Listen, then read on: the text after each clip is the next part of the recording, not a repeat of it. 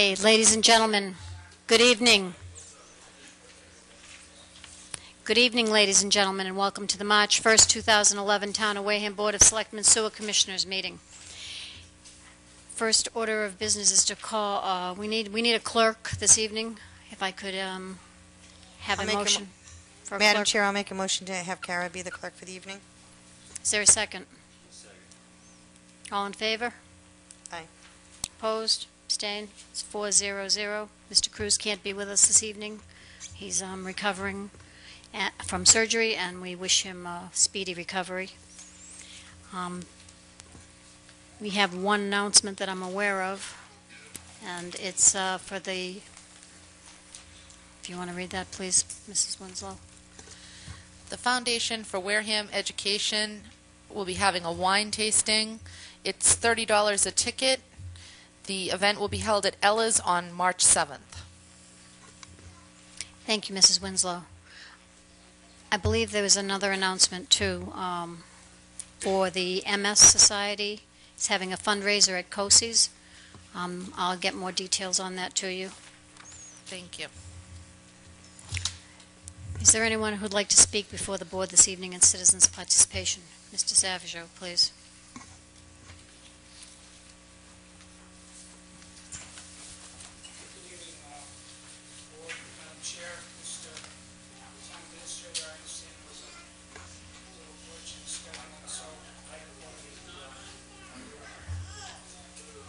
You have to push the button to turn the microphone on, please. Thank you. The green light's on. I think we're good to go. Great. I understand there was a little glitch with the scheduling, so if I may, I'd like to come before you under citizens' participation. So I'm here, Bruce Savageau for the record, I'm here on behalf of the Westfield Study Review and Recommendation Committee, and I'd like to make our first report to the board very briefly. We met on February the 24th at 7 p.m. We convened our first meeting at Town Hall in the basement cafeteria, and all 7 members of the committee were present, as well as 3 members of the Board of Selectmen, Mr. Holmes, Mrs. Ekstrom, and Madam Chair, as well as the Town Administrator, Mr. Andrews. And on behalf of the committee, we would like to thank the Selectmen for attending and getting us started with some clear direction and guidance as far as our role as an advisory committee, and a rough time frame to complete our task as you assigned it to us. As you know, Mr. Holmes gave us a written outline to start with and asked the town administrator to provide copies of the RFP to the committee as soon as it was practical. Mr. Andrews has directed Biz to provide those materials, and we now have online the August 9th version of the RFP together with all the supporting exhibits, excuse me, as well as the 5 responses by developers. After the Board of Selectmen convened us, we then elected our chair, which is Mr. Bill Haney, on the basis of his experience as chairman of the Finance Committee. He is familiar with the open meeting law and Wareham's parliamentary customs generally. We elected Michelle Rose as clerk to the committee. There were good questions, input by the committee. I believe the committee is eager to get started with their task before us. The first task, which was assigned by the chair, was to read the RFP in its entirety and forward comments from each member with their first impressions and areas of discussion that we will then be coming before you each and every week to discuss. Our next meeting is March the 3rd at 6:30 in room 203 of the Multi-Service Center, and we'll convene there every week at that time until our task is completed. The public is obviously welcome to attend, and I'm happy to answer any questions. As I said, it was a very brief report tonight. We basically just got ourselves started. You got us started, and I believe we're off and running now. Thank you, Mr. Savageau. Does anybody have any questions? Madam Chair. Mr. Holmes. Madam Chair, through you. Mr. Savageau, as I understand it, I saw the box on Thursday. Have you seen the box in the office yet? Mr. Andrews has put together a library of the written RFP and all of the copies of the responses to the original RFP. And all the pitches and everything's in the office, Bruce. Right. And where I was going with this was, I was hoping that maybe on Fridays, because you're going to meet every Thursday at this point, right? So I was hoping that maybe on Fridays you or the scribe or someone could take the pages, because we talked about highlighting your discussion on Thursday on that master copy. Then I was hoping maybe somebody could bring that by on Friday and have the office make copies for the board's packets on Friday night. Well, I think it's an excellent idea, basically because it gives us the sense, obviously, that the Board of Selectmen is engaged in this process on each step, and that's something that I think we're definitely going to need to have that input in precise direction, because we all come to this with different experience and different levels of knowledge about this RFP particularly, and there's going to be a learning curve, and that's always an opportunity to sort of get off track. So I raised that with the chair. I asked him to let us discuss that at the next meeting. His input was sound idea, good advice as a mechanism, as a working document that we could share. But he wanted the committee, I believe, to work off of a Word document, and that we could work together, obviously, in open session under the open meeting law, but a document that we could all reference. But I will raise that and see how we can accommodate that on a weekly basis so that we can interact, and I can take back your input and your direction. Because my point was that on Tuesdays we could discuss what you went through on Thursday, so that when we get towards the 26th and we have our workshop, then we're all in lockstep pretty much, and every Tuesday how we felt about what happened on Thursday for the most part. And if there was something that the board was entirely against, then why keep going down that road until the 26th, and then bring it up, and so that way we could just kind of keep it efficient. Well, personally, I like the idea, because not only does it sort of keep us on track as far as the material is concerned, but it certainly keeps us on schedule. I know that's something that the board emphasized when they convened us, as far as what the board was looking for, as far as us accomplishing that task within a reasonable time frame. Thank you, Madam Chair. Thank you, Mr. Savage. Thank you very much. Thank you. Thank you. Was there someone else who'd wish to address the board this evening? Yes, please. Come forward and identify yourself for the record. Good evening, everybody. Madam Chair, and to you, Selectmen, I have a couple of quickie announcements. We have posters all over town about an upcoming dance that we had planned for St. Patrick's Day event for the 11th of this month. That's next Friday. It was a dinner combination with dance at the Elks Club to raise money for the seniors so we can have more food cards, etc. Unfortunately, the cutoff day for the dinner was this week, and I haven't got enough for the dinner part. We are going to continue the dance. So if you guys have some dancing shoes and like to have a nice relaxed evening on next Friday on the 11th, we've got a great new little trio. And I just wanted to reiterate, there won't be any food there. There will be snacks. The bar will be open. It'll be a fun night. And it's for $10 for everybody, each person. So that's the major change we've made on that. In the past 4 weeks, the Friends of Wareham's Elderly has gone up to Plymouth and brought down 600 pounds of food, additional food to the Council on Aging pantry. We plan to increase that so that everybody in town who has that need can come to this building and get pretty much a balanced diet of what they need. So that's something that we just started 4 weeks ago, and I'm looking for 2 more volunteer drivers. It's on a Monday morning and a Wednesday. I was able to earn 4 degrees in theology, a master's from Harvard. I didn't send you the copy of this, but I sent you a little note. I think I said what I did. I hope you all plan to attend. It's going to be a fun thing, and I think it would be a nice event that you could all attend and meet the citizens of Wareham who are seniors. And that's all I have to say, and thank you for the time. Very welcome. Thank you. Thank you. Is there anyone else who wishes to address the board under citizens' participation this evening? Seeing no one, we'll move along. Mrs. Winslow? We have approval of some executive session meetings. Yes, Madam Chair.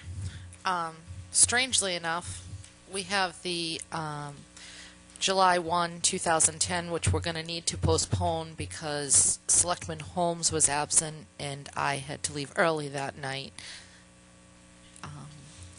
We also have the minutes of July 13th, 2010, which... Do you have those in your packet? Oh, all right, they're stapled.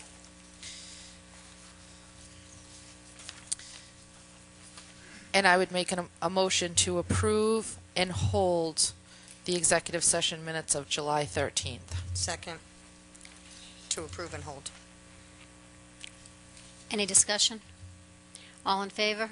Aye. Opposed? Abstained? It's 4-0-0. Thank you.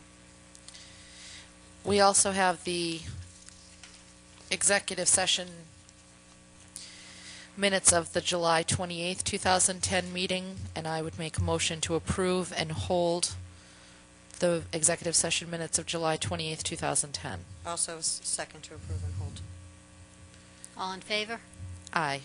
Opposed? Abstained? It's unanimous.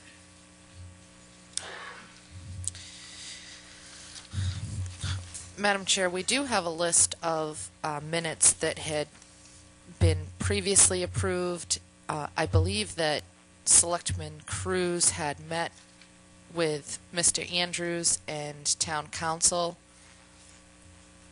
I don't know how the other selectmen feel, but if we can do this next week when he's in attendance. I tried to pull out as many of those as I could find, but I was obviously missing a great number of them, so many of those I wasn't even here for. Mr. Holmes wouldn't have been either, but... Well, if I may, Madam Chair, through you to Mr. Andrews. Mr. Andrews, were these a list of minutes that have already been approved, but they are on hold? Yes. That's correct. So I would suggest that perhaps Ms. Winslow, if you weren't here for them, you would have abstained from them, but you can certainly vote to release them. Because we've already voted to approve the minutes. Right. No, I understand that part. I didn't know what most of... So maybe you can give us an idea of... Madam Chair, through you, we went through a labyrinth of minutes, executive minutes, and went through them very carefully with staff as well as with council. And I believe that our clerk, Selectman Cruz, indicated that these were set for approval, Madam Chair. Set for release. That's correct, I'm sorry.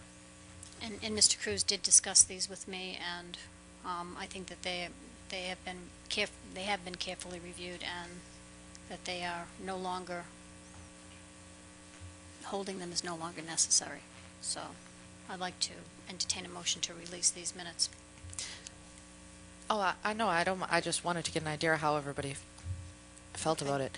I make a motion to release... Do you want me to read all the dates, Madam Chair? Yes, please.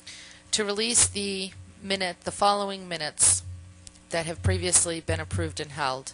June 20th, 2007, July 17th, 2007, October 7th, 2008, October 19th, 2007, April 14th, 2009, June 9th, 2009, June 26th, 2009, August 4th, 2009, August 6th, 2009, September 8th, 2009, September 10th, 2009, November 3rd, 2009, December 22nd, 2009, February 16th, 2010, April 13th, 2010, May 11th, 2010, June 8th, 2010, July 1, 2010. Second.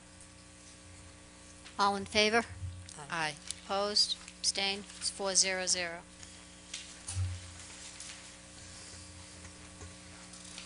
Thank you. The next thing on the agenda this evening is a permission for the Gleason YMCA road race, 9th annual 5K road race through the village of Onset. Is there a motion?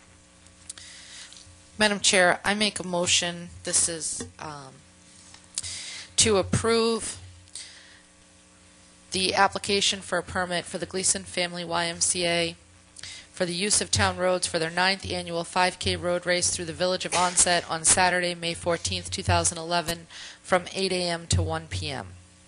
Is there a second? Second. Any discussion? All in favor? Aye. Opposed? Abstained? It's unanimous. Thank you. Is there anyone here from the YMCA? No, I didn't think so. Thank you, Mr. Holmes. Mr. Andrews, leadership report. Madam Chair, if I could ask Director Burke to come forward. This is an item that the board had asked to be reviewed some time ago, and I've asked Miles Burke to come forward. And the report on the Class 2 auto dealership licenses, his recommendation and report is enclosed. And I'd like Director Burke to give you an update. Through you, Madam Chair.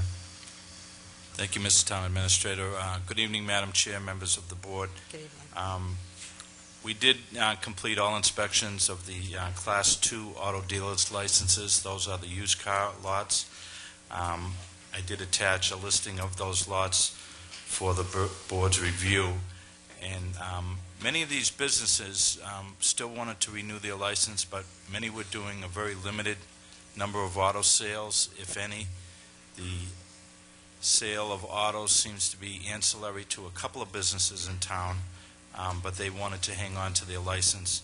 Also, with the advent of the internet, I pointed out it's necessary to have one of these licenses to attend auto auctions, and many dealers buy and sell used cars at the auctions, but they do so over the internet, so they don't require the same traditional auto lots and conduct business in the traditional sense of going to a used car lot and, you know, kicking the tires and taking it for a test drive, etc. They do business over the internet, so several of them had no cars at all on their lot. So we did check for the licenses being on the premises and the number of cars that they were allowed to have, but every single one had under the amount allotted to them. So for these and other reasons, I was asked if they thought that we should increase the amount of licenses. Several people come to our front counter in the clerk's office inquiring about how would they go about getting an auto license and to be a Class 2 dealer. So I thought in my discussions with the town administrator it would stimulate some jobs, as did the jobs bill that was passed earlier this year. And I would suspect that many of the safeguards that we have in place with the Wareham zoning bylaws, as well as with the site plan review procedure, if they were going to have more than 10 parking spaces, they wouldn't have to go through the necessary site plan review and get an engineered drawing of how they were going to position those cars on the lot. They certainly need to do this in commercial zones. That's pointed out in the zoning bylaws, and this would be a way to generate more revenue for the town, and also to hopefully create some jobs and some revenue for the people that are involved in this trade. So there were several that didn't seem to be engaged in selling used cars, but they did want to hang on to their license, and I didn't know how the board wishes the Inspectional Services Department to proceed in this regard, but I would recommend if people are inquiring about acquiring a license that they be allowed to go through the process, at least in review. Does anyone on the board wish to ask Mr. Burke a question? He can go Mrs. first. Winslow? No, it's all right. Ladies first. Thank you. My thought on this was that we do have a number of vacant former car lots. And if we were to approve 3 additional licenses, and people have licenses that they're not really using, in theory, those people could someday turn those licenses back in, correct? Sure. They could. So would it make sense from what you saw out there to attach the approval of those additional licenses to those vacant lots if people wanted to? Because right now we have, at least one very large deteriorating lot on Cranberry Highway, and I really wouldn't mind, honestly, putting a license there because I think that would definitely be a benefit to that area. But I guess what I'm concerned about, and I tried to look through the zoning and stuff, but I got a little confused as to, what you were referring to.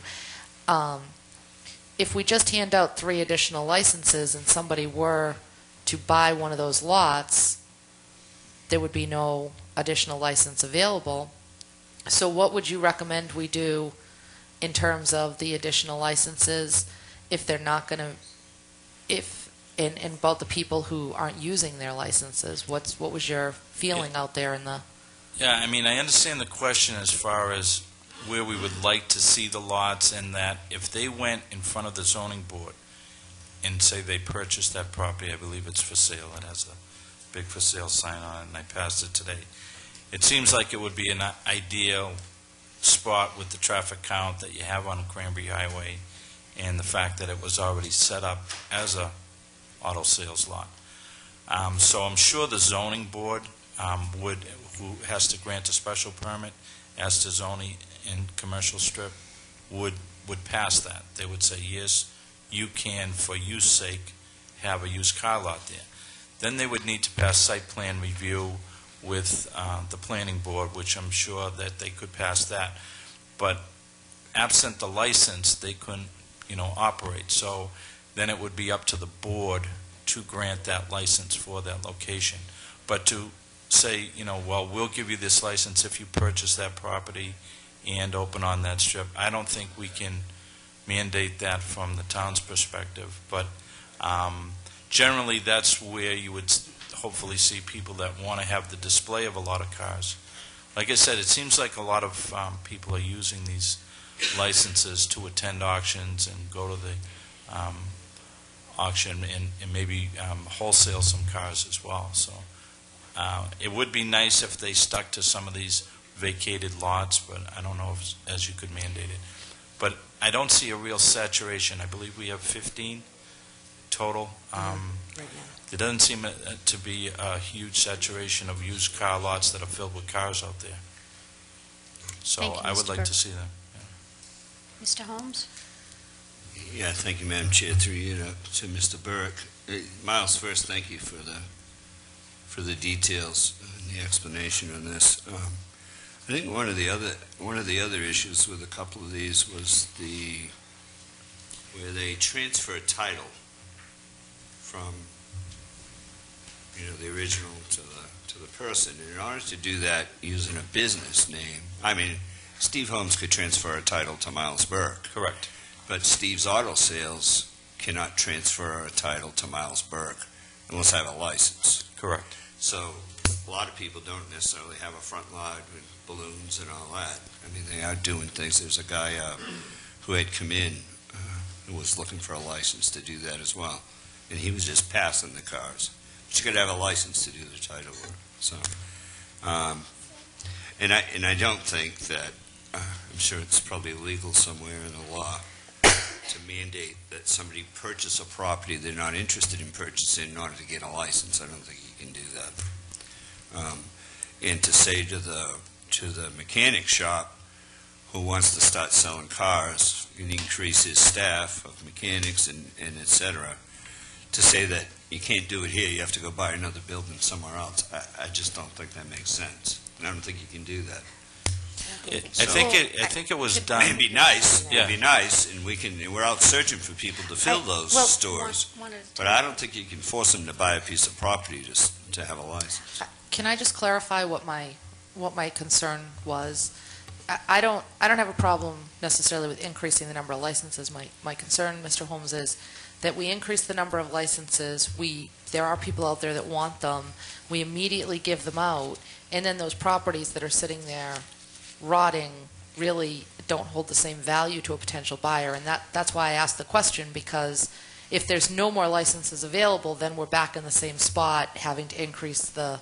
So I guess that's where my concern lied, was I want to make sure that we do the responsible thing, but I also don't want to do something that has an unintended negative consequence down the road.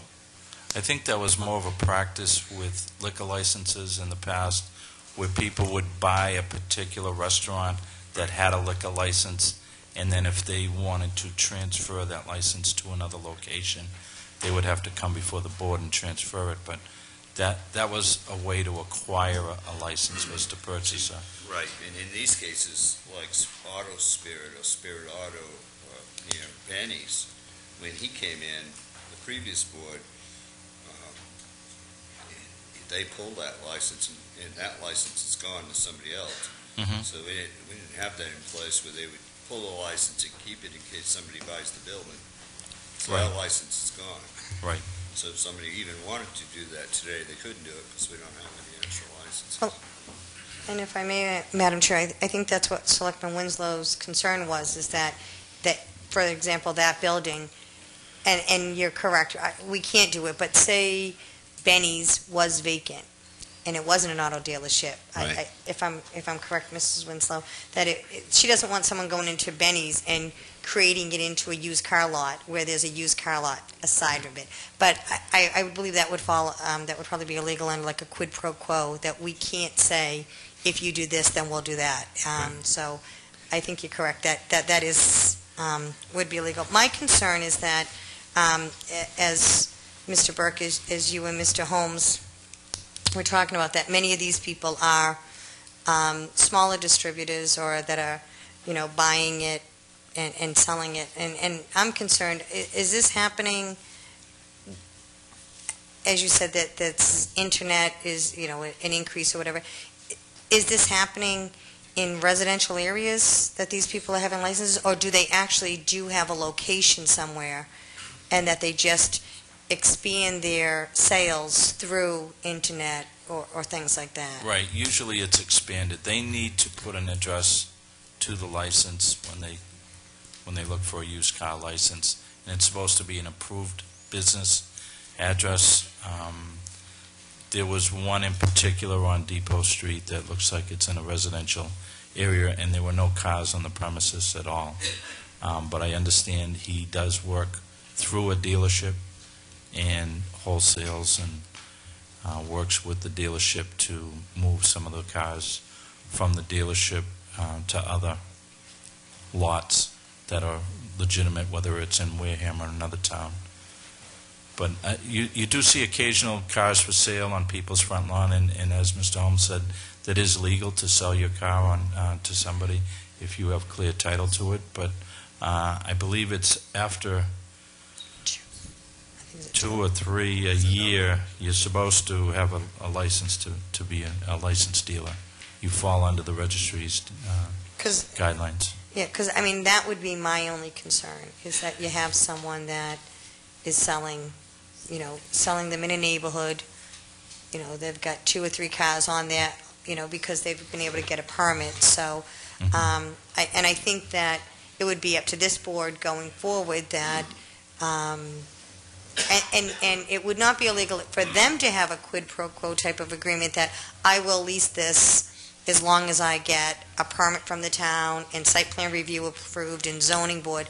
That happens quite frequently in a private thing. A town couldn't do that, so I would have no objection to that as long as this board just keeps in mind that these aren't to be, necessarily at private houses and things like that. I just, one of the things that Mr. Holmes made excellent comments about the first time we discussed this was the increase in business that, the ancillary business that comes from this. And, I'd like to see that type of thing. I don't really want to see it in, just someone on their computer and, meeting people after hours or whatever in their side yard. So, but that would be something for this, for this board. And some of those, Madam Chair, through you to Mrs. Ekstrom, and some of those home businesses, be interested, did you check to see if they had a business certificate while you were there? I'm not For the home business? But if you go down for a business certificate, the first thing they ask you is, do you have home deliveries? Because if you do, then obviously it changes the score. But if a guy's doing wholesale and he's moving cars to dealerships and other places, he doesn't have any supplies coming and no delivery trucks coming, right? So he can get a business certificate to have that in his house. But that's usually the first question they ask you, right? It's operated as a home office, right? Correct. Yeah. So, and the second thing, Madam Chair, is I did go through the bylaw and updated Section 13, which were some of the concerns that the board had when we first discussed this.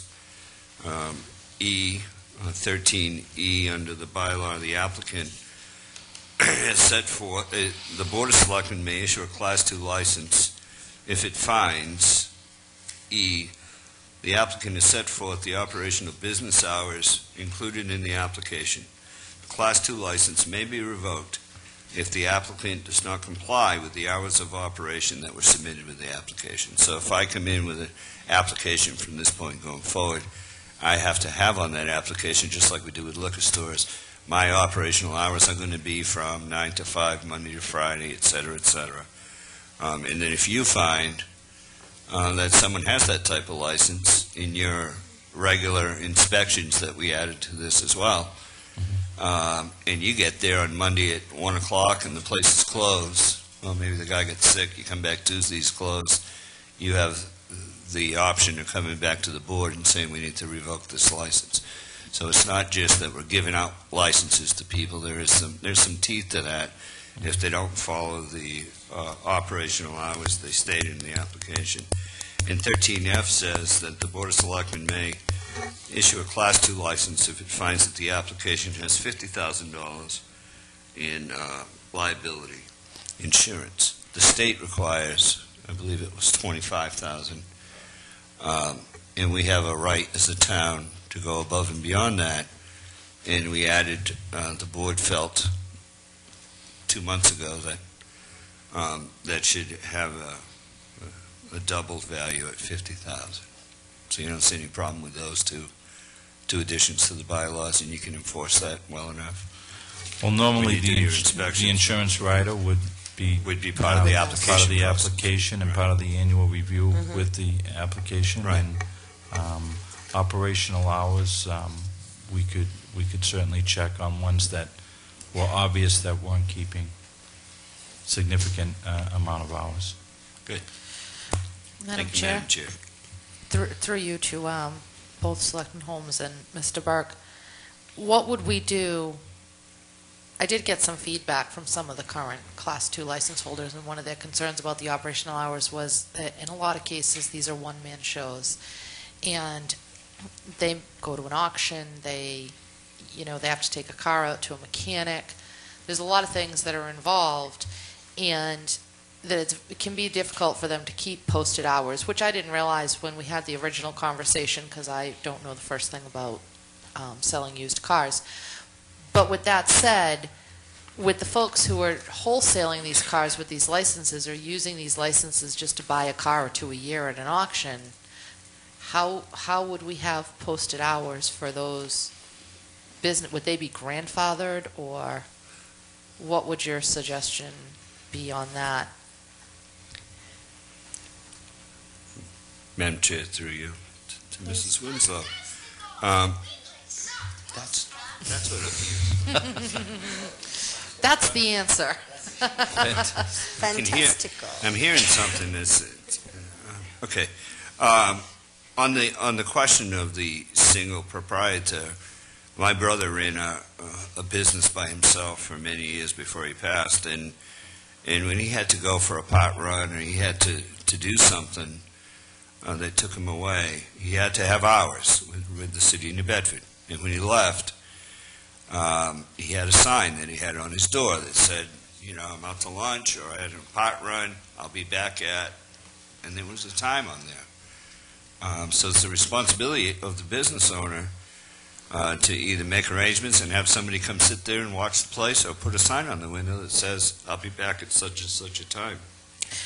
Right. No, And the second half of that story is the folks that already have the license, obviously they're grandfathered, but even the person who plans on wholesaling has to have some kind of operational hours that they can be reached.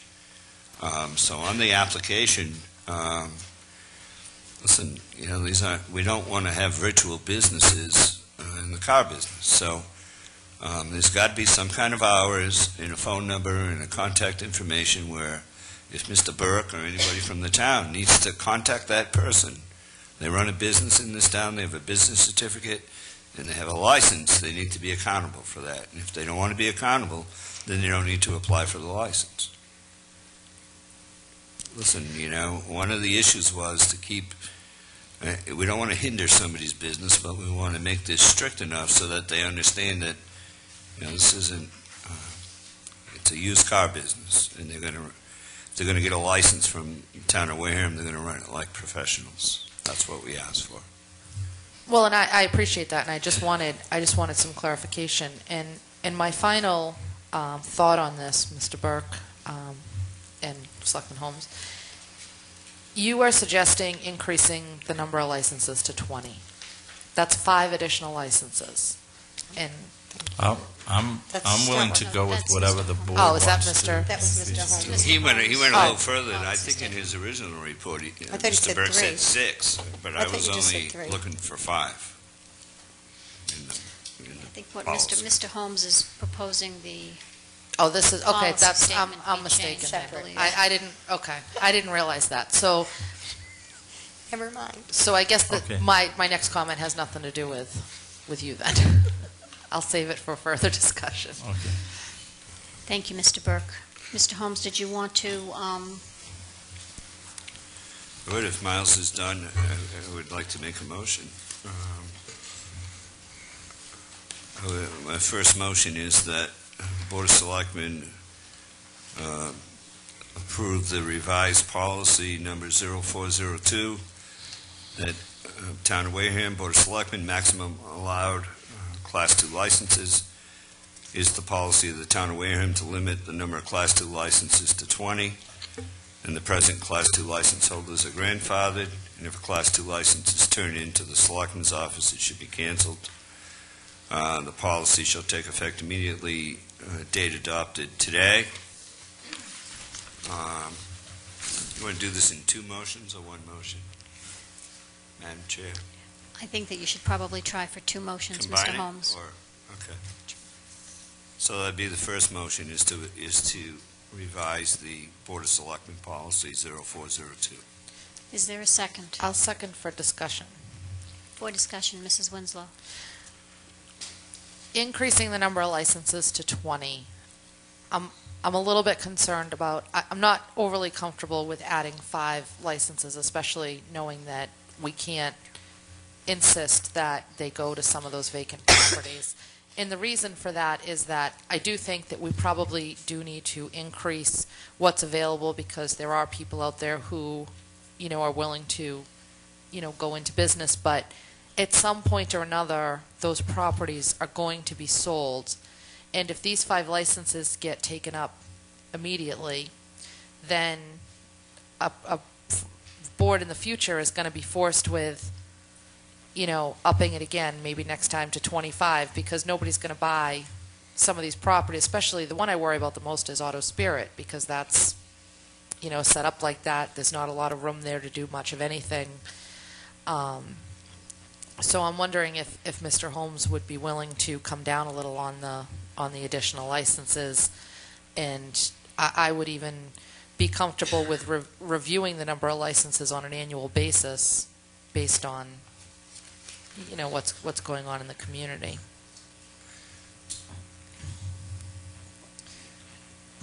Is there any further discussion? Mr. Holmes wants to. Is that a question? Yeah. Oh, then through you, Madam Chair, I wouldn't be comfortable. I think we've already, I've had discussions with 3 business owners already, not including what Mr. Burke has dealt with at the window. I think even if we increase it to 5, I think they're going to go pretty quickly. Any board, if there's an issue with Auto Spirit, or we've spent a lot of time talking about. Cranberry Highway. Oh, I can't remember the name of who was in. Was it Robinson's? Mm-hmm. In that other parcel that we're trying to get The a old combo Cranberry- together to reopen that. Yeah, the old Cranberry I think Chevrolet. in those situations, a future board will deal with it, just like we're trying to deal with several people who want to start a business here in Wareham and sell some cars and put their mechanics to work and increase the parts business and increase his inspection business. This is the kind of economic development. Everything can't be a makepiece in town. And this is the thing that starts to spur things. People start a business. And look, if if a year from now or 2 years from now, somebody wants to buy that parcel or they want to buy Auto Spirit and there's no licenses, then that board will take a look at it. But I'm not in favor of limiting the number of licenses in case, or limiting it to 3, and those 3 are gone, as far as I know. They will be gone. Then you got a couple of people who can't start a business. So I'm not sure what the number has to do with Auto Spirit. But I would like to leave the motion at 5 Well, for now. Mrs. Ekstrom? Thank you. I also think that as selectmen, we have the right, and not only the right, but the obligation to deny or vote against something if we don't believe that it is in the best interest of the community. So if there is someone that is going to do it, as we were talking about, one of our concerns, we do have the right to vote against that one, whether it would, whether the other selectmen would vote against it as well. But, I wasn't real sold on the idea of going up to 20, but I think that, especially in these economic times, I think that it would be the right thing to do to at least give people the opportunity. There are people out there that, maybe their dealership went under, maybe they were working someplace and now they have the opportunity to maybe go out on their own to try something.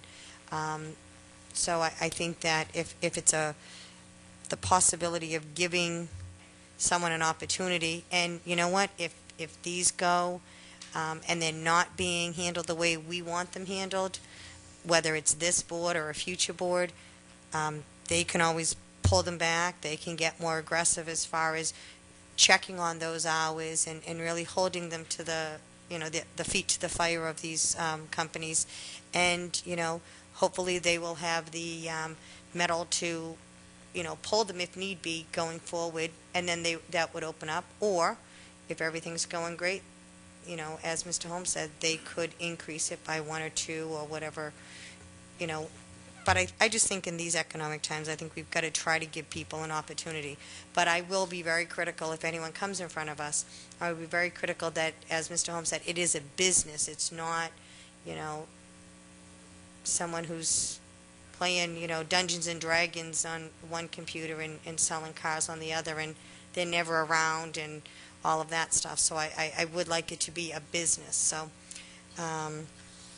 I hesitantly, but hopefully that it will be positive for the community. So I don't have a problem with it staying at 20. I would just concur with the idea that the 5 licenses could go and that a sixth person could come along and decide to buy Spirit Auto, and then the board would have to face a decision of increasing the licenses. So just because there isn't a license available doesn't mean that the board couldn't make an exception to the policy. So there's a motion and a second on the floor to increase the number of Class 2 licenses to 20. All in favor? Aye. Opposed? No. Abstained? It's 3, 1, 0. Mr. Holmes, you have another motion? Madam Chair, we also make a motion to revise the bylaw, Class 2 rules and regulations for the town of Wareham, effective March 1st, 2011. Section 9, the number of Class 2 licenses outstanding for the town of Wareham, including 27 licenses. Section 13, and I'll submit this completed report for the record. But under section 13E, the applicant will set forth the operation of business hours included in the application. Class 2 license may be revoked if the applicant does not comply with the hours of operation submitted with the application. And 13F, that the applicant has $50,000 in liability insurance over the time of the application. Why would it add that at the same time of the application? Is there a second? Any further discussion? All in favor? Aye. Opposed? Abstained? It's 401. 400, I'm sorry. Thank you. Thank you, Mr. Burke. I'm sorry, you know what, before we allow Mr. Burke to leave, seeing we're in the town administrator's report, there was an issue that we had in our packets regarding, my understanding is that Mr. Burke is asking us to assist in the enforcement of the town of Wareham zoning bylaws under Article 14 concerning an issue that he has had. Is that correct? Is that... Madam Chair, yes, while we have Director Burke here. But I don't know if we have to really state any of the information. I've read it, and if my understanding would be that as far as the fines, I'm sorry? Sorry, we Oh. have a little technical difficulty. Oh, okay, I'm sorry. I was saying, now, as far as the fines, would you find that, because I know that it's, that he can be, or the situation, they can be fined for not more than $300 for each violation. And I would say, now, I'm not quite sure, do you have the authority to do the violation, or is it, Madam Chair, if I or could, would it be, thank you. maybe while we have Director Burke here, he can explain this is part of our real new effort to get the neighborhoods in the shape they should be in. Mhm. And after numerous complaints Okay, and Board of Health. attempts to reasonably deal with this situation, I asked the Director to put this on. Maybe if you could, Madam Chair, through you, Mr. Burke, give us a very brief outline. Yeah, just a brief synopsis. Thank you, Madam Chair. Underneath the Wareham zoning bylaws, we do notice and let anybody know if they're in violation of different articles. And on this particular case, I had received several complaints that not only were the commercial vehicles in violation, but there was serious concern as to the potential for environmental dangers with the fact that it was in a Zone 2 protected aquifer. So I conferred with the Water Department. I also conferred with Bob Ethier of the Department of Health, and they were very concerned. We also contacted DEP, which could take some serious corrective action, but they want to see the town initiate some corrective action on their own.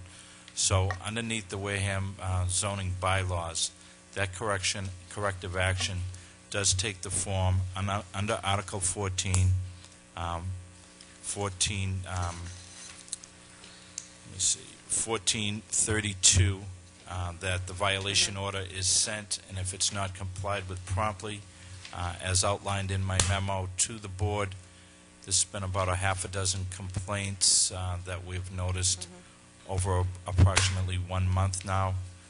So we feel that the violator has been given an opportunity to remove those vehicles. It hasn't happened to date.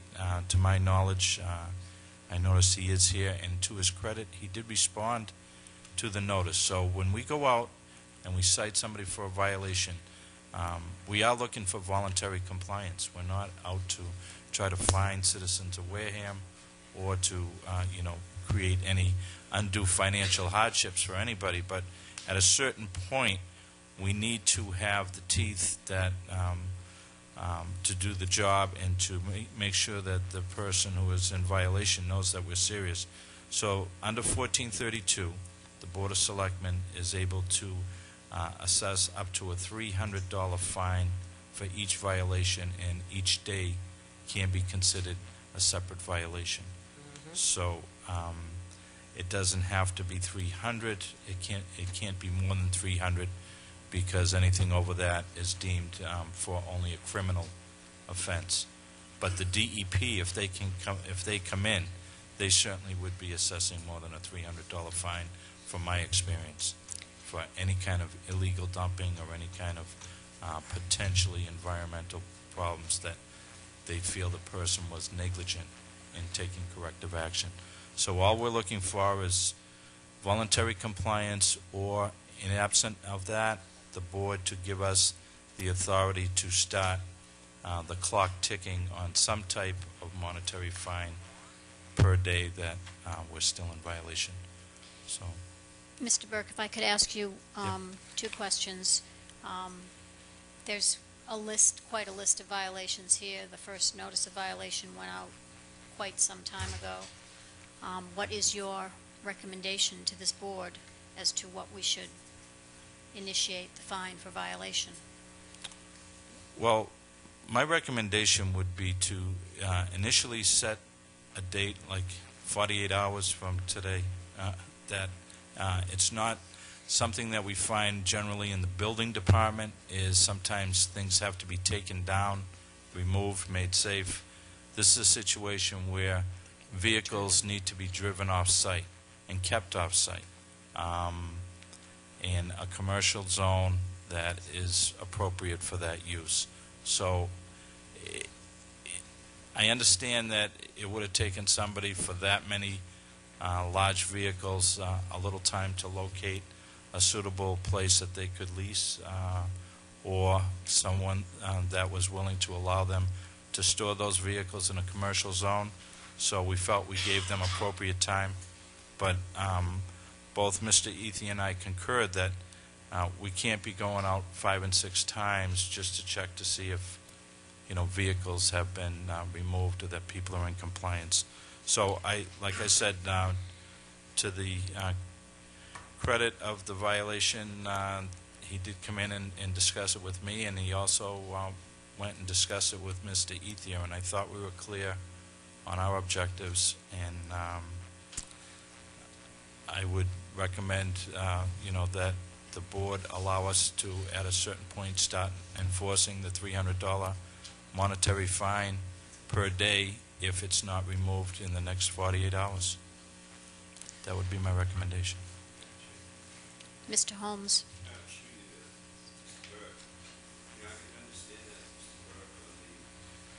On the vehicles. But on 222, you're talking about an apartment being constructed.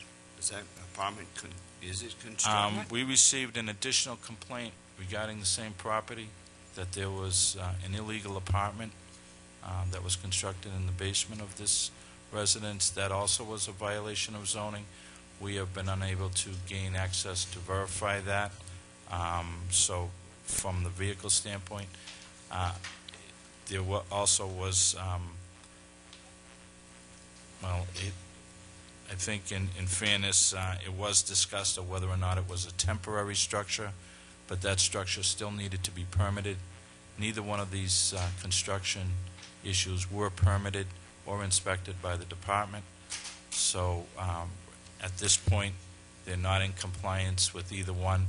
I can pretty much say that the basement apartment would not be allowed to be permitted or constructed because the complainant said they entered and exited through a bulkhead.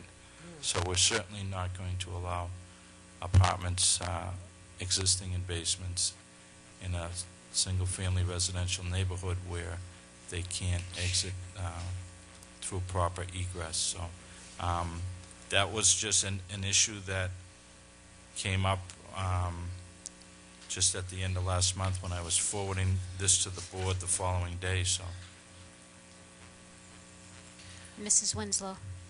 Madam Chair, I have a couple questions.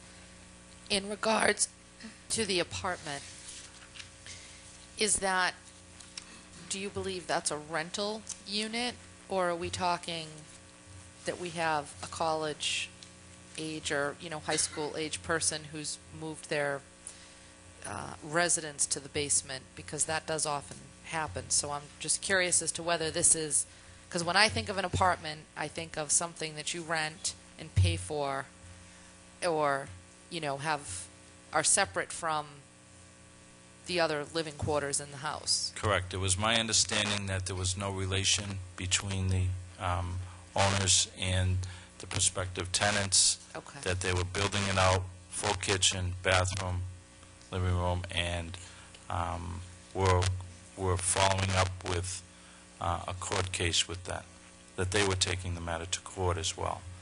So that hasn't played out yet.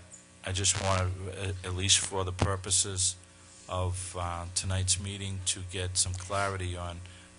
We did contact the DEP to see if they were willing to come in and assist, and they said they would like to see the town take some corrective action first, and if not complied with it, they would be happy to follow through. Can I just ask my last question? Please. I don't have any problem taking corrective action, but in the letter that was sent, it did say that we would give the individual the opportunity, and I'm wondering, are we going to do that after we finish asking Mr. Burke questions? Because I do want to hear the other side of what's going on over there, but Sure. I'm not going to hesitate. I think 48 hours is generous. This has gone on for a long time, but okay. Mrs. Ekstrom. And I know we're not talking about the apartment. I just wanted to, for clarification though, even if I have a basement and I renovate it into a kid's room or something, that is technically still illegal because that's not livable space, right? Well, right. Without I mean, coming through if and it's getting- not habitable space through the building department, we would certainly assist if it was able to be constructed properly. Be that they, modified, right. especially that they had the proper means of egress. One means would be, out. Some people have, a walkout basement or sliders out the backside of a basement, with the second egress being through the living quarters of the family, of the parents, and that door is kept unlocked. We don't allow them to put locks on that because that is obviously a passageway to the second egress, which is out of the first floor of the house. So it's not that you couldn't have some living space in the basement, but this, from the complaint, it was just one more thing that we're trying to verify. So, And that's right, but I just wanted to make it clear, not counting this one, but even if you think, like, if just for the people out, the viewing audience, if you have a basement, it's not considered habitable space. It would still have to comply with zoning regulations. So if there's Correct. anyone out there that's thinking about doing something in their basement, Right. they need to come see your office first. Absolutely. Okay. Yeah. All right, and then, I don't know if you want to. As Mrs. Winslow indicated, there is a notification in the letter to the violators to present any information or testimony in their defense as why these violations have been allowed to continue. Is there someone here who wishes to address this? please come forward and identify yourself for the record. Thank you. How you doing? I'm Joe Sergi. Good evening. Good How you doing? Basically, we'll start with the commercial vehicles. This is the letter. I get a little wet, but I got for my violations. No contact information, nothing. I went down and spoke to Mr. Burke. We went over it. He said, not a big deal. Don't worry about it. I said, I'm parking them on the side. It's fine. We have our own bylaws because we're a private community. In my bylaws, it says there's not a problem. This is the only letter other than the certified letter I got. I've left 2 messages, Mr. Burke's phone, never got a call back. So all these violations, no idea. I spoke to Mr. Bello 2 days ago, and he told me to tell you guys that he would like to be here, but because it's such last minute, that he would like to postpone it. Madam Chair, through you, could you, Mr. Sergi, what is the date on the letter that you're referring? This one's January 26th. And I did go down and speak with both. There is a phone number on this, sir, with a extension. That's... Absolutely not. Can I show it to you? Please.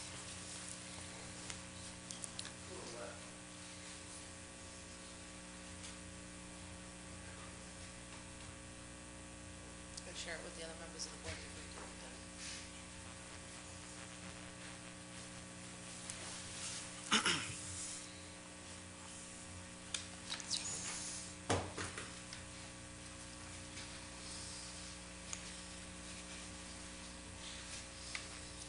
So you didn't receive a letter on February 22nd Which I got the certified or letter February?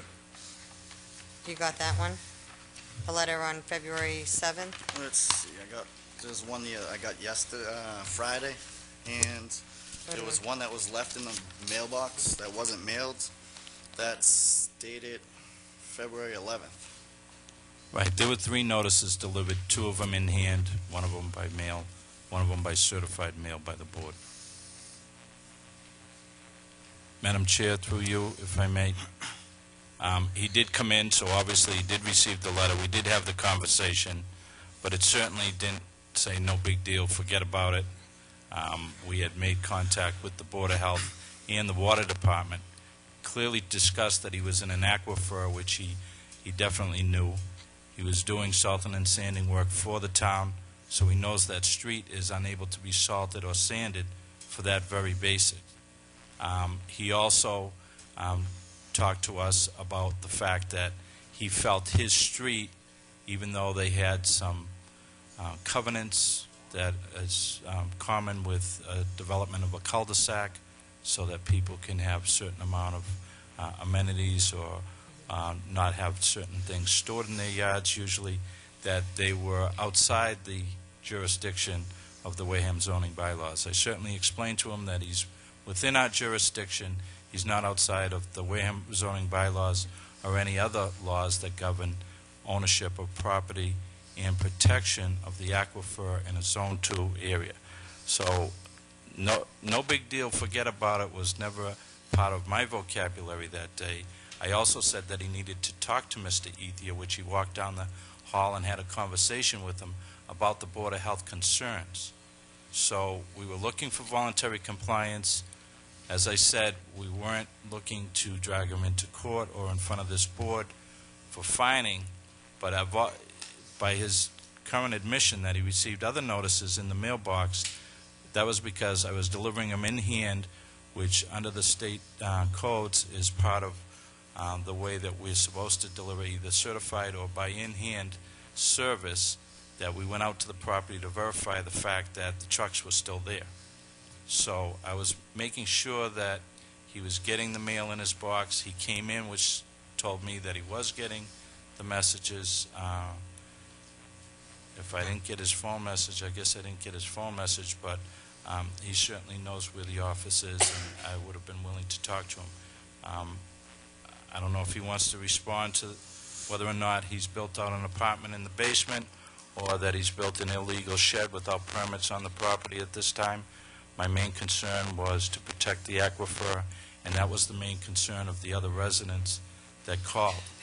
I told him that he responded that he felt there's just one neighbor that doesn't like me, but I assured him that I had over 3 or 4 different people complaining about this very issue. So I thought I was pretty clear, and I might have been cordial, but I think I was pretty clear that it wasn't something that we were just going to say forget about it because he lived on a cul-de-sac that had a certain amount of bylaws or rules that they were trying to go by, but I assured him that the towns were still in full force and effect. Madam Chair, if I could, just for a question. Mr. Andrews? Mr. Burke, just describe so that the listening audience and everybody here in the room understands. We're at, this is like 100 yards of work you've done to try to get voluntary compliance from this individual who understands that this is a very sensitive area, sensitive environmental area. We've had numerous complaints in working with the police department. They have received numerous complaints. We've just explained so that we understand that there's been a number of efforts to try to get voluntary compliance. And what does that mean, voluntary compliance? Well, I've received at least 4 emails from Chief Stanley on this very subject, and he's been working with us to make sure that Mr. Sergi was informed that he needs to move the trucks. And voluntary compliance would simply be that he found a suitable location. We talked about just finding a commercial area to store the trucks. I told him when, I guess, the first incident, he claimed that they were only there because a couple of them belonged to his brother or his cousin, and that's fine, that they're under separate registrations or ownership, and they were plowing for the town of Wareham, and that they just stopped there after plowing all night, slept for a few hours, had something to eat, and then they were off and running again. So that's why I thought it necessary to verify it at least 4 or 5 times that they are in fact being stored there. Sometimes they're stored off the driveway into the woods a little bit. I'm not sure where the property lines are. I assume that's his property.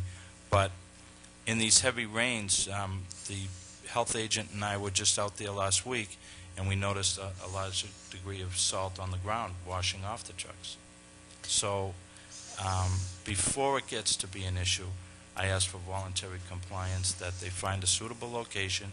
I said, I'm fine with your pickup truck, you know, even if it has signage on the side. We're not here to give people a hard time that are earning a living in the construction trades or in the landscaping and plowing trades. We appreciate the work they do for us. But I said, you really need to find a suitable location outside of the Zone 2 aquifer where you can store the trucks, drive your cars to that lot, hop in the trucks, and go to work for the town of Wareham. I'm fine with that. And whether or not we had a cordial conversation or not, there was no way that I said, I'm fine with it. Thank you, Mr. Burke.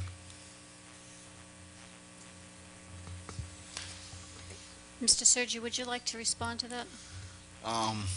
I've only spoke to Mr. Burke once about this whole situation. Other than that, there was no other conversations. I spoke to the Board of Health once. His concern was the salt.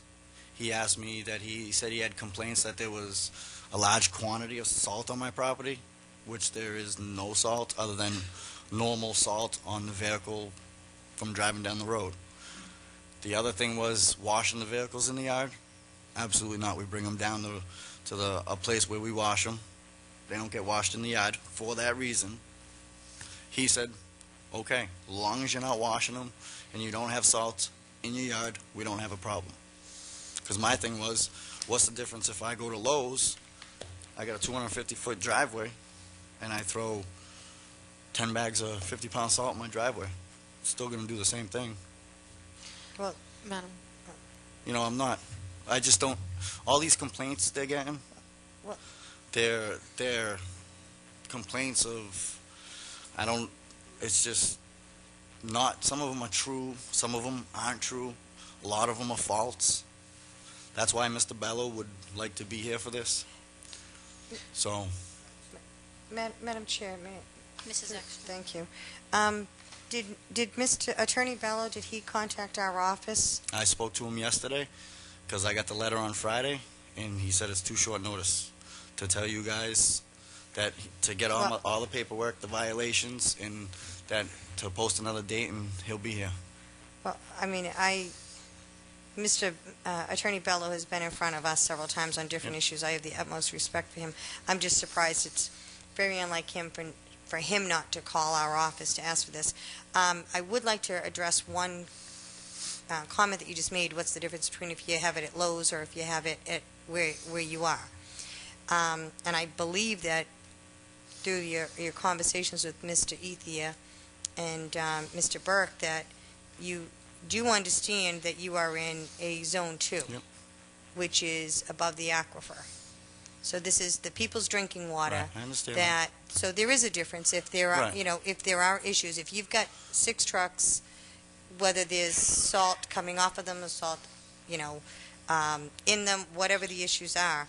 But that is one of so there is a big difference if you're in Lowe's parking lot or if you're on your driveway. No, I'm not saying that. I'm saying the difference is that my trucks, after the storms, we pull in, we park them, guys get to sleep, whatever.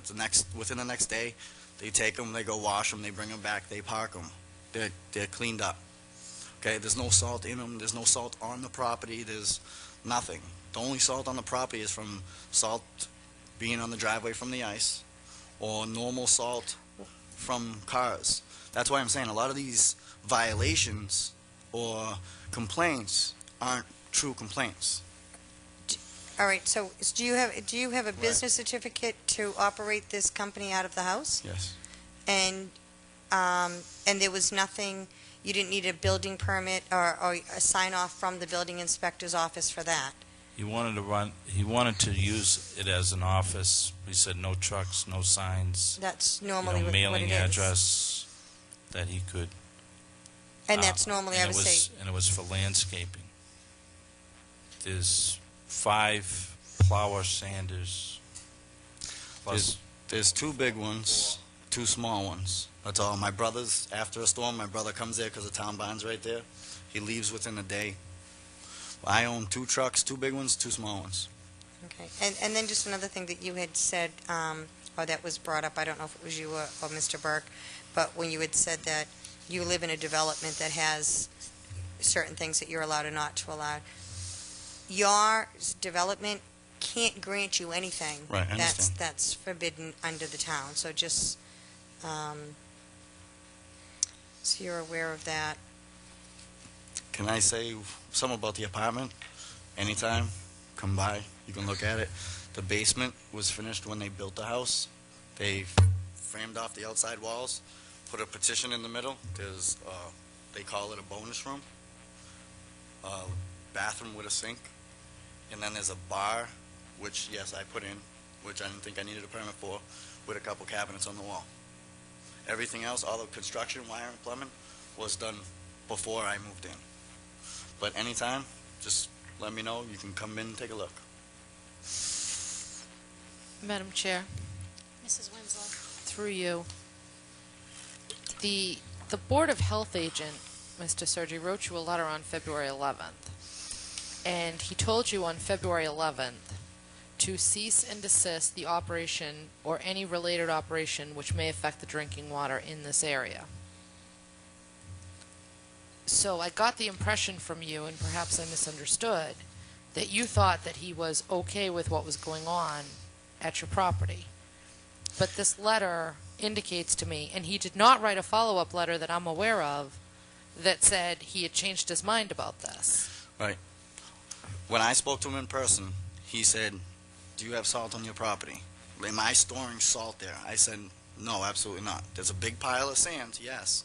There's no salt. He said, the other complaint is you're washing your vehicles, the salt, out of the trucks in your yard.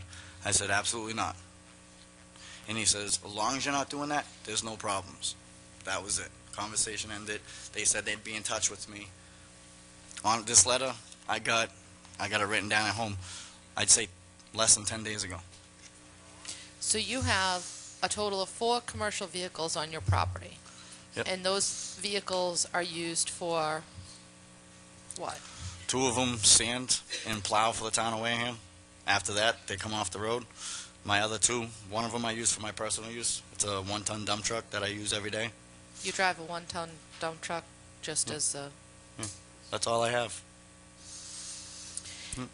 The business certificate that you referred to, Mr. Burke, do we have a copy of that? A copy of the application, a copy of the certificate? Probably not. I don't think I have that. Wait a sec. Is that something that can be emailed out to us or gotten to us? Yes. Okay.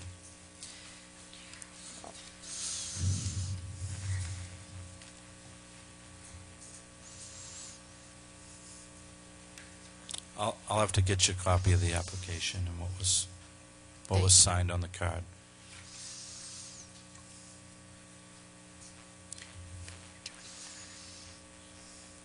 So, Mr. Sergi, if I'm to understand you correctly, you're requesting that we wait until your attorney can come before the board to address these violations or alleged violations.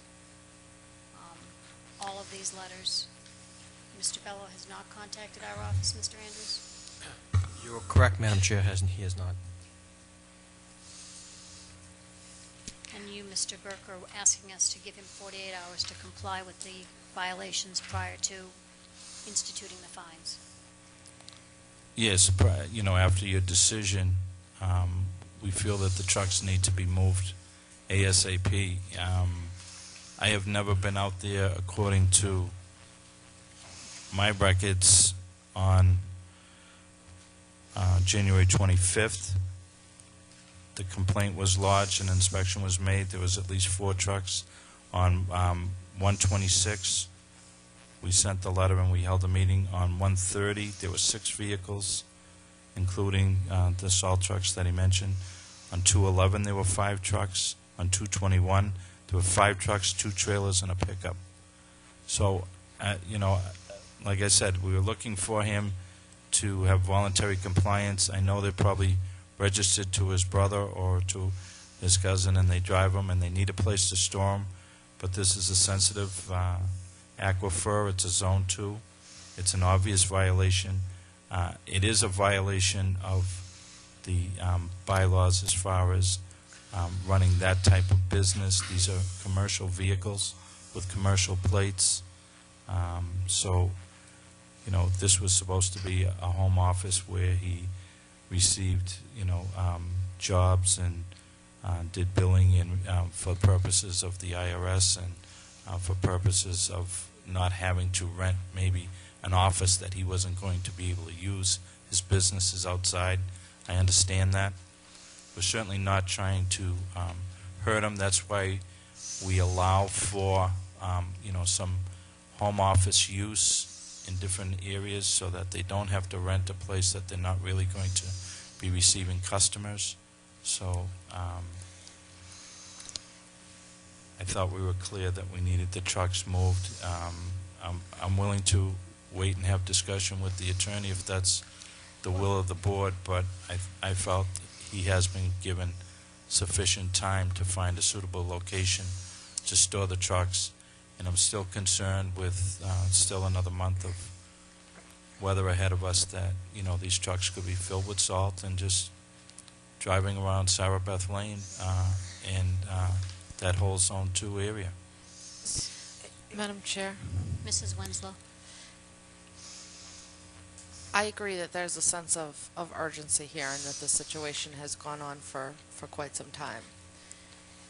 I have 2 hesitations tonight, and the first being that Mr. Sergi has advised us that he has counsel, and the second being that we don't have a copy of that business certificate application. If you put on an application, Mr. Sergi, that you weren't going to do what you're doing, then that's on you. That's your responsibility. Right. Absolutely. And so I don't necessarily have an answer, Madam Chair, but I do think that we need that piece of the puzzle.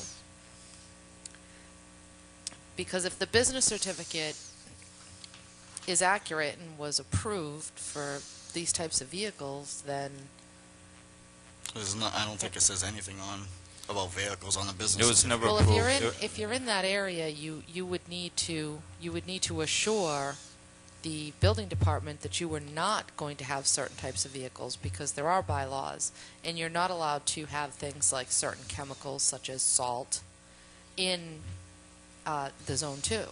So that would have been an issue that would have come up during your application process. I happen to live in a Zone 2 area, and every time somebody in my area applies for a business certificate, they have to go through this exact same process. So I'm very familiar with it.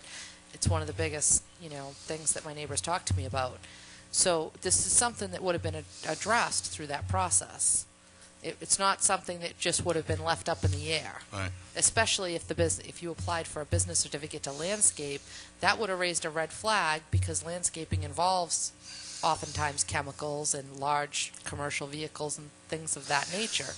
So I would be hard-pressed to believe that nobody noticed that when you put that application in a Zone 2 area. I'm not suggesting anything, I'm just saying that would be stunning to me. Right.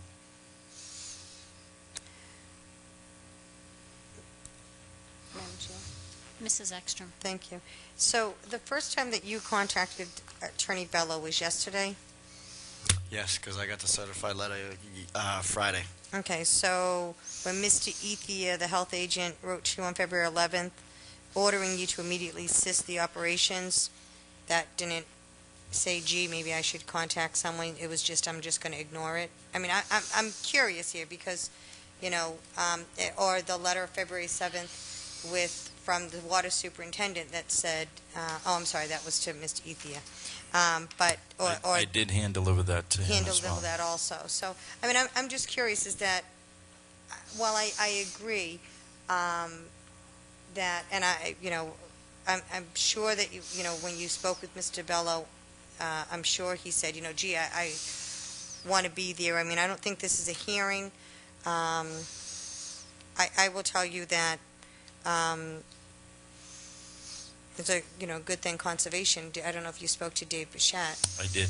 Because I was going to say they love handing out fines. Surprisingly, they don't feel it's a conservation issue where he's not near a because wetland. It's not the wetlands. Okay, thank you. Or within, Which would be make it Board of Health for the so many drinking. feet. Correct. Thank you.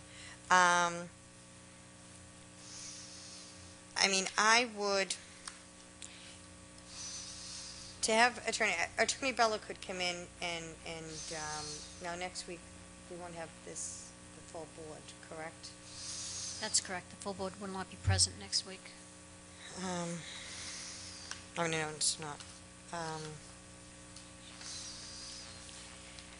going to make a suggestion if I can. Mhm. I think that pending the appearance of your attorney before this board, I should think that you should be, would be wanting to offer some sort of voluntary compliance for us in removing your vehicles from a residential zone and keeping them out of that zone. I'm already in the process of a commercial property, but it won't be available till middle April. It's off of Depot Street in Cranberry Highway. The guy's clearing the lot.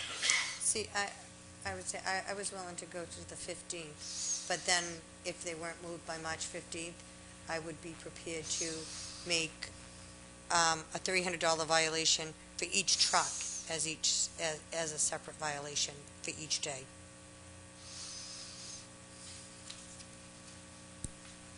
Well, because if it wasn't there, and if Attorney Bello doesn't come or whatever, I'm not saying I'm doing that now, I'm saying I would be prepared to do that. Do you have any type of paperwork that shows that you're in the process of negotiating this lease? I actually have a lease, Yeah, but but not at the house. Do you have a deposit that you've made on this commercial property? No, because I'm taking all the material out for him, and we're working that part off, but I have a lease agreement. So you do have something in writing that Yeah, shows that's that... what I said. I don't have it here, though. I mean, I just want you to understand, Yeah. I'm not sitting here looking to harm you financially, Mm. but I also feel that myself and my colleagues here have a very serious responsibility to the community. And I have absolutely no problem fining you every single day from tomorrow till you get them off the property. But if you're going to show me that you're actively working to resolve this issue, then I may, feel a little less compelled to do so. But I do think that you've had since the end of January, when this was brought to your attention, to get this matter addressed.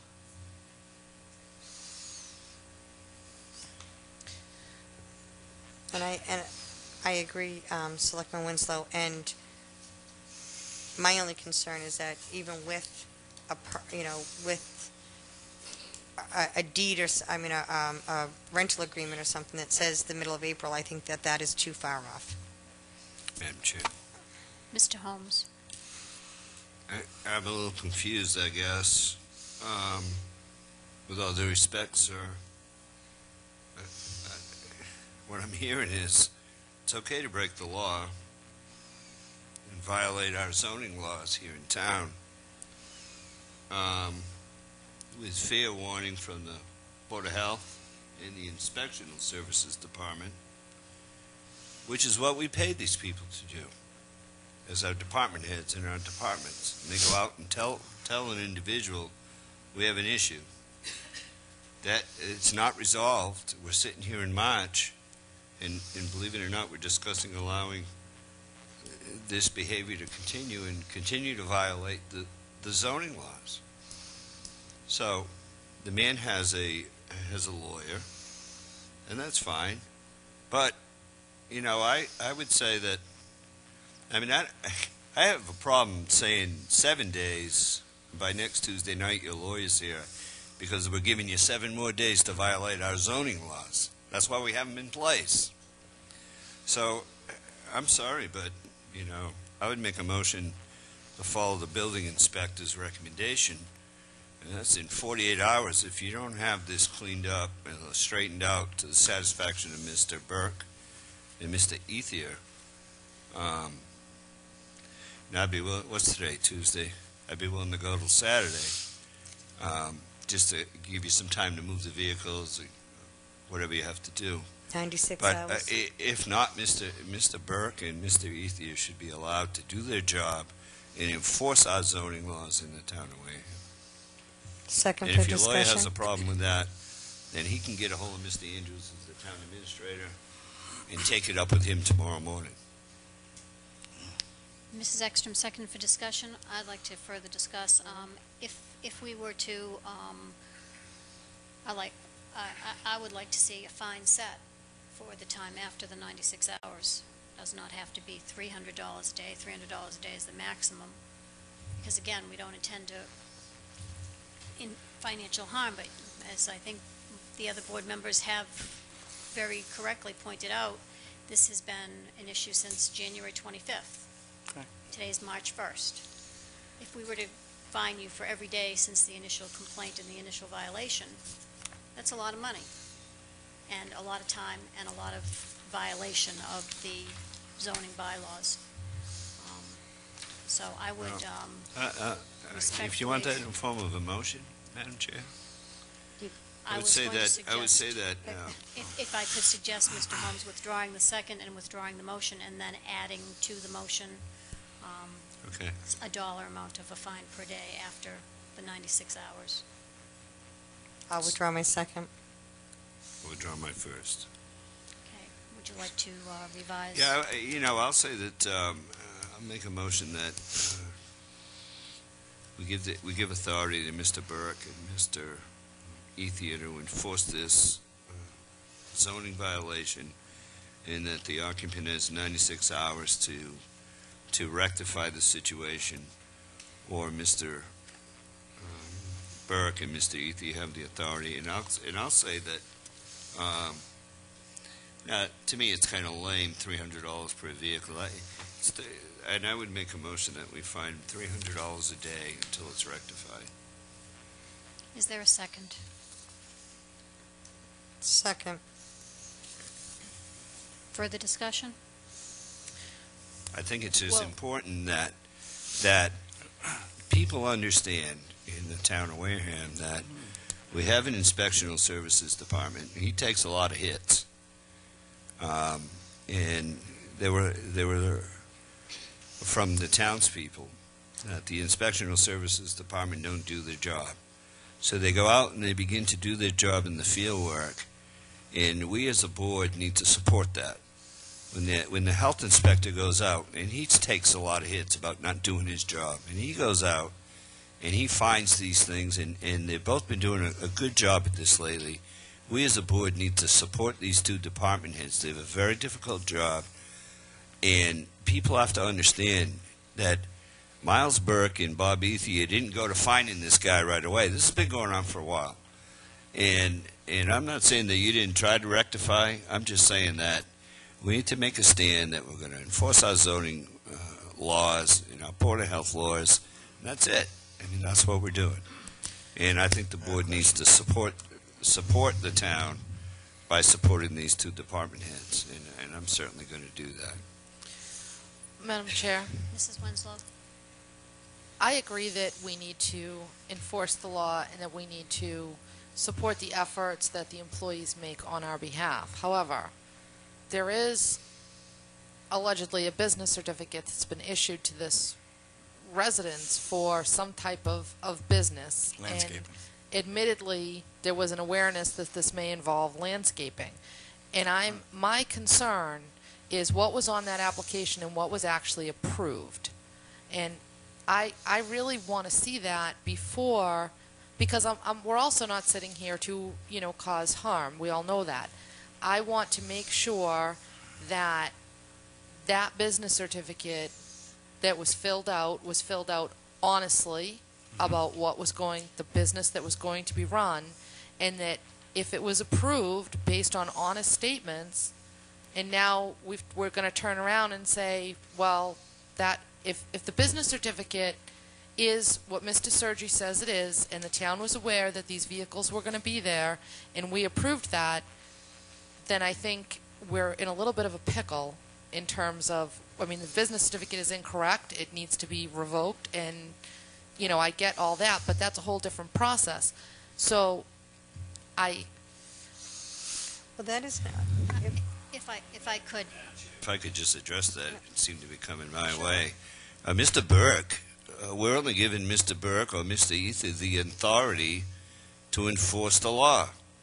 Tomorrow, Mr. Burke will go back to his office, or maybe he'll go tonight, and look at that business certificate. He will determine. We're only giving him the authority to pass on the punishment.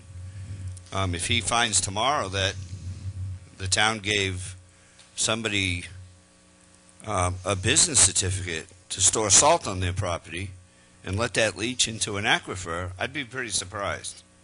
It's up to Mr. Burke and Mr. Ethia, not up to us. We're giving him the authority to enforce the zoning laws and to apply a penalty where due. If he gets there tomorrow and finds that we did do that, then he won't apply the penalty. and if I could just add to that, please, for one moment. Both Mr. Sergi and Mr. Burke have said that the business certificate says landscaping. Landscaping and salting and sanding and plowing are not the same thing. So they both have sat here and told us that the business certificate says landscaping. The violation is for salting and sanding. I don't really care what the business certificate says.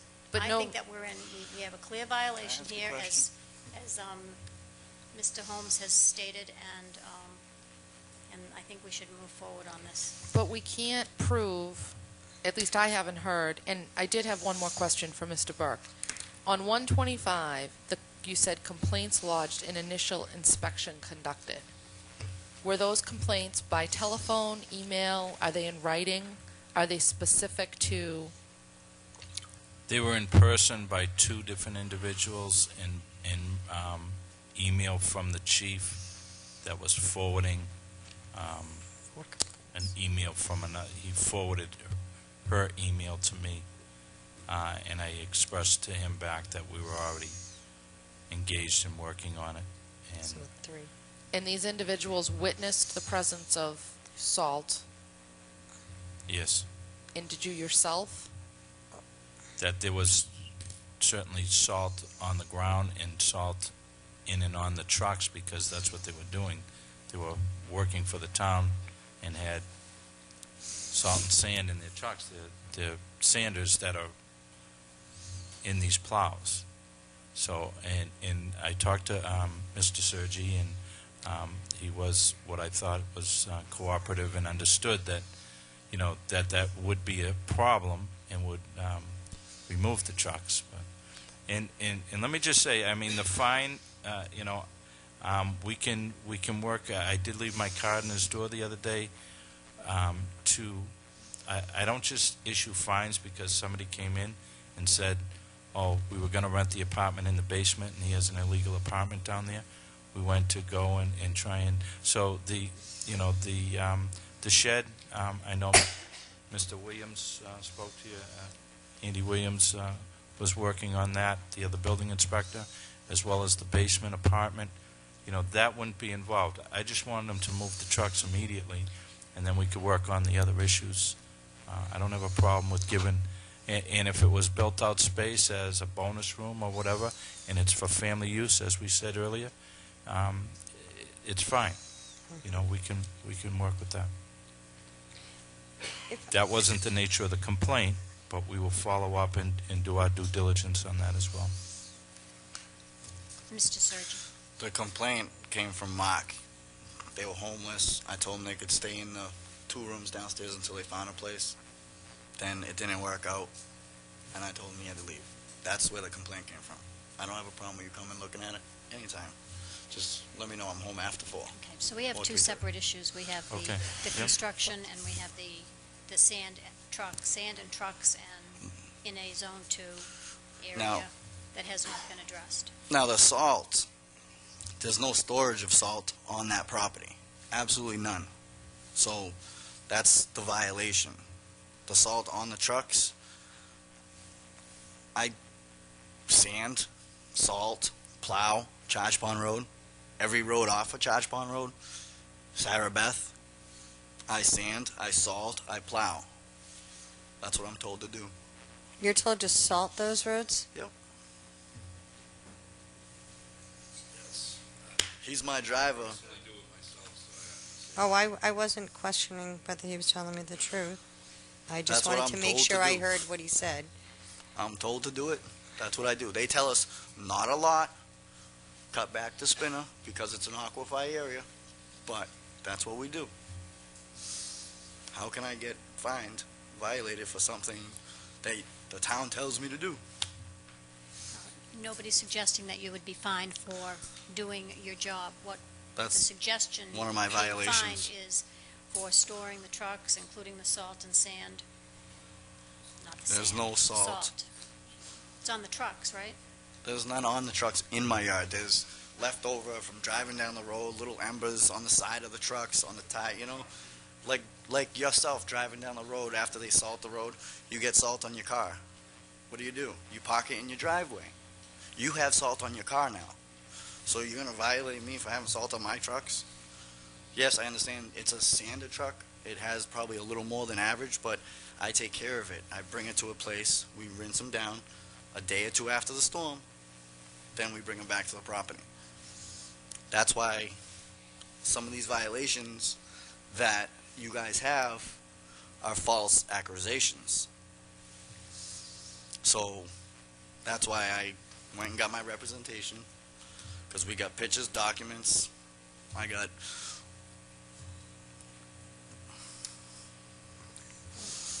There's a motion and a second on the floor that the gentleman be given 96 hours to rectify the situation, after which time the fine as stated in the I think it was regulations, Up to Article 3. 14, 32-1, 1432-2 be implemented. All in favor? Yes, that's what it says in section 1432-2.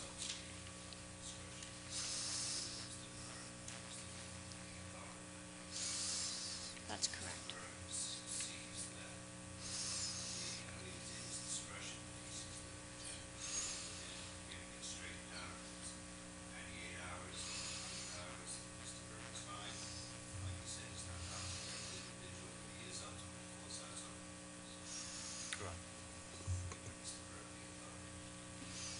thank you for the...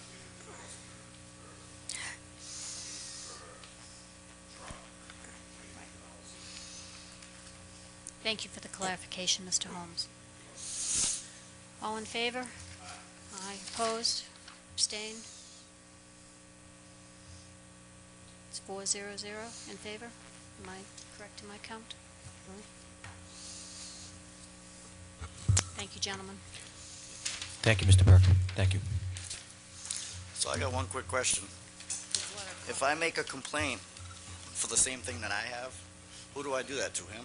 Mm-hmm. Because I got 32. Don't forget your letter, Mr. Surgery. Thank you, Mr. Burke, through you, Madam Chair. Guy?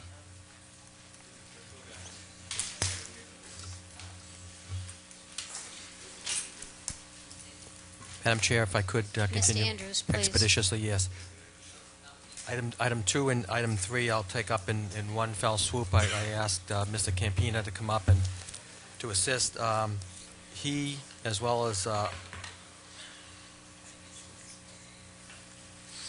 other members of working with our water department, wastewater department, have come up with a couple of researching ideas. If we could just expeditiously get that out there. I also just wanted to say, taking up number 3 at the same time, it was a pleasure to come out to meet with you and see the students from Wareham High School, their enthusiasm, and a number of other places, I might add, but their particular enthusiasm and work in the field of environmental sciences, hoping to get into your field someday, was very rewarding to me.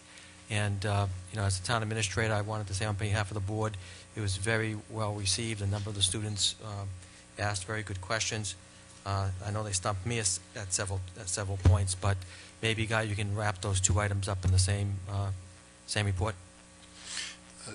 Thank you. Thank you, Mr. Andrews, to you, Madam Chair, and the board.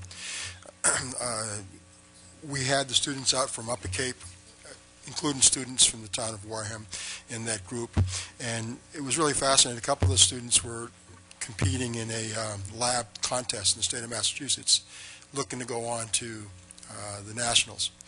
And they were very enthusiastic about their visit. They asked really good questions, and it was exciting to do. Upper Cape is taking on initiative of allowing or helping these students take a test after high school for a wastewater license, and I think that's a terrific thing. It's unusual. Most of us are in this field by default, and it's good to see young minds wanting to get into this field, because as we old farts go away, there's got to be young kids coming up to take over, and this is really exciting. They were also here today with us. They had 13 seniors. They were at the plant again today, and we gave them a complete tour because they're closer to preparing for their tests. We've also said that if they have any specific questions relating to their tests, come back, we'll answer them. We'll take them to the apparatus they may be studying to facilitate them passing their tests. We're pretty excited about that. So, Thank you, Mr. Campina. Would you like to address the board regarding the application for the grant for the intern? yes, what I'm doing is I'm applying for a grant. The AD Makepeace Company has a grant for Wareham, and I'm applying for a grant to bring in 2 students from Upper Cape in the environmental program to work at our facility for the summer. So I'm going to fill out the paperwork. It's pretty exciting. Someday I'd like to see a co-op program. Someday I'd like to figure out how to finance that, but I'd like to see a co-op program because these kids do have a ton of knowledge, ton of interest, and I think that we have a beautiful plant. It meets all the requirements as tertiary, as all, you know, primary, secondary, tertiary, all the things that these kids could possibly study. So I'm moving forward on that, the grant. And Was I to understand that you needed the permission of the board in order to apply for the grant? Yes, ma'am. I'd like to entertain I'd entertain a motion by the board to allow me to sign the paperwork appropriate for the grant, please. So moved. Is there a second? I can.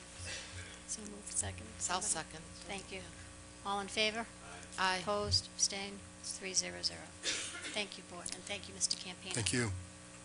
Just quickly on the CMS project, if you could just give us an update. CMAS, what I was talking to Mr. Andrews, what I'd like to see permission for the town to move forward and send a letter off to CMAS. They're a local incinerator in Rochester.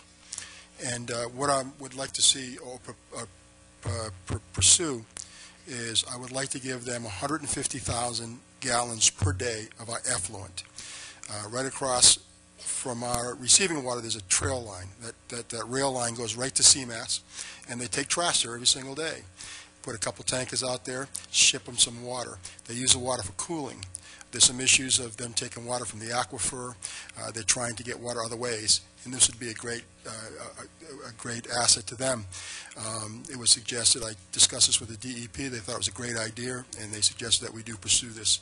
And I'm asking Mr. Andrews and asking the board if we could do that, and I could use his help to start the dialogue, sit down with CMAS, negotiate something, and try to get something hard in writing, commit them for many years, take that flow out of the river, and of course increase our capacity because we're removing pounds from the river of loading, so increase the capacity for the town to do other projects to continue business or residential sewering of the community, whatever it may be. So that's what I'm in the process of, and Mr. Andrews has been really gracious to try to help me out. That's an excellent initiative. Thank you again. Thank you, Guy, very much. Thank you. Well said. Thank you. Thank you. Madam Chair, if I could hold on item number 4, Mr. Pichette could not be here tonight. If I could put that on for the next agenda. Certainly. Thank you. As an update you have in your packet tonight, I did appoint on Friday, February 11th, Susan Green as the Acting Council on Aging Director, effective Monday, February 14th. And as of this morning, we had actually a series of meetings with staff, with volunteers, and we had a great meeting this morning that I think Susan will work on a number of initiatives that will prove very, very productive in the coming weeks and months. Item number B, if I could, Jackie Lindsay from the Wareham Village Association and Mary Lou Payton from the Onset Association attended on my behalf, along with Harbor Master and Assistant Harbor Master Gary Buckminster and Jamie McIntyre, as plugging in to the Cape Cod Canal 100th year anniversary program. It's a very energetic program, and we are trying to weave in, per Member Ekstrom's notation, the 275th anniversary program in some type. We're about 20-something months, 27 months away, but that planning is going forward, and I wanted to keep the board updated. On Wednesday, February 16th, I convened a meeting in my office with Director Mark Gifford and members after we presented the dam report from the State Auditor's Department. We shared that information with Mr. George Rogers, Doug Beaton, and Jeff LaFleur of the Cape Cod Cranberry Growers Association to get their input, to get their insight as to how best to move forward on our emergency dam preparation and action planning, and I will keep the board posted. I'm happy to say under item D, for the past several weeks, and we have 3 teams out, we did today, but between February 12th and the 16th, we attacked 25 streets, as many potholes that we could get to get some of the gaping holes filled in. I know there are plenty more to go, and we have our work cut out for us, but I did list the streets that we did, and we attempted to close 600 potholes in the area of roadways that are attached to the list, and I'm sure that there are plenty more to go. We'll keep working at it. Madam Chair, if I may, Mrs. Winslow? through you to Mr. Andrews. Sure. They were out, they had a crew out today on Glen Charlie near Agawam Lake Shores. Sure. It was a 2-man crew. Wareham Lake Shores. Wareham Lake Shores, sorry. And they were trying to fix the holes that were in the middle of the road, but there was no traffic detail with them at the time. Okay. So what was happening was they were shoveling, I'm guessing they're using cold patch, but It's a specialized cold patch. okay. So, but it's very rocky. Yes. But because the traffic was coming, they were just kind of shoveling it and having to, move out of the way. Okay. So there was an awful lot of rocks on the road, and I know my windshield got hit with one, and I heard several others as, they were passing by. So is it possible for us, when they're repairing those middle-of-the-road potholes, to have a cop out there to stop that traffic? Let me look at that, because if it is in the middle of the road, we should have some type of safety net in place. That's what I thought, so I was kind of surprised to... And we shouldn't be kicking up. Was that a truck or something that came by that pushed up the... Well, no, what it was they walked to fill the hole, but there's traffic it's a very busy area Sure. with traffic during all times of the day. Okay. So they, kind of filled the hole, and then they had to move out of the way, but they didn't get a chance to you know, get everything packed in appropriately. So there was a lot of rocks, and then, of course, you know, yeah, there was a truck that came by, because there's a lot of trucks, as you know, Surely. that come down that road, so that kicked everything up in the, I will talk with Mr. Gifford about that in the morning. thank you. You're welcome. Madam, item E, if I could, on last Friday, the 25th, there's a series of programs that our insurance agent, Meyer, under the MMA, Mass Municipal Association, is putting on. I attended the Mass Commission Against Discrimination's program on addressing workplace discrimination, and it was very well presented by Mr. Johnny Lane, who works for the Mass Commission Against Discrimination, and I found it refreshing to get new information up and running. I intend to share with our department heads at the next leadership team meeting, not this week, but next week. On status report activity, we are working to close down the Financial Management Action Plan, and I will have documentation for you forthcoming. The Cranberry Commons Task Force did not meet this past week, so I will work on an update for you there, but I have been in touch with Mr. Peter Ferry, who is the owner of the property. I will keep you updated on negotiations with the Chief of Police. The Model Recreation Program is still in design, and we are trying to see if we could team up, as I've indicated in the past, with the town of Dartmouth to get an expanded recreation program, and I am still working on that. Kind of a timely matter, we are working to find software update to be able to get the town clerk's office and the building department to work on business certificate compliance, which I know has been a hot topic. The Land Donation Review Task Force is in process. We're meeting after each leadership team meeting every Wednesday as a matter of record. And as you know, we're monitoring the governor's budget recommendation with the House Ways and Means Committee, working on setting their timeline for the release of their own document. In your packet, you should have an update on safety issues relative to the Deacon School, which is an ongoing matter. From Mr. Gifford, when we can get some decent weather in the next couple of weeks or perhaps month, we intend to get the crosswalks down, as we had indicated.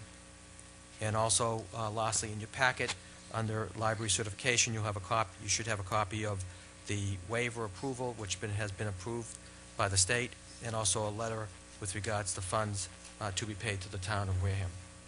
And that concludes my report, Madam Chair. If I may, Madam Chair, just a quick question. Mr. Andrews, on the award letter from the Board of Library Commissioners, Yes. that's the amount that they're showing here is $6,911.02. Is that half, or is that half of what we're receiving, or approximately half? Because it says the second payment will be sent to the town. I believe that you are correct, yes. Okay, so even at that, Yeah, it's lower than what we have had. That's what I was just gonna say, About even- $18,000 last year. So we're going to be a little bit light there. that's what I was going to say, is that they don't know what the second one will be, but Right. based on this, we're down to less than $14,000 if they're equal, and the second one may not be as high as this one. We're off from that $18,000 number Right. that we have loaded in the budget for this current fiscal year. You are correct. Right, I just wanted to make the people be aware of that, Yes. things are being trimmed everywhere. Thank you.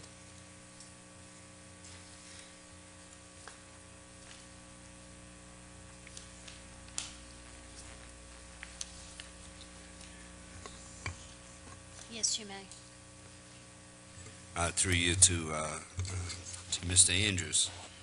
I think I was one of the ones several months ago who asked, not necessarily for blue paper, but for a report. Sure. And I can understand, and you and I have talked about this, so it's nothing that I'm hitting you with in the face. Things like Financial Management Action Plan, ongoing. I understand that. Cranberry Task Force, ongoing. Understood. You're working on the recreational program, ongoing. Yes. Understand. Yes. So on and so forth. Chief of Police, I don't understand. And I'd like to see something, maybe in the next 2 weeks, where ongoing becomes a date.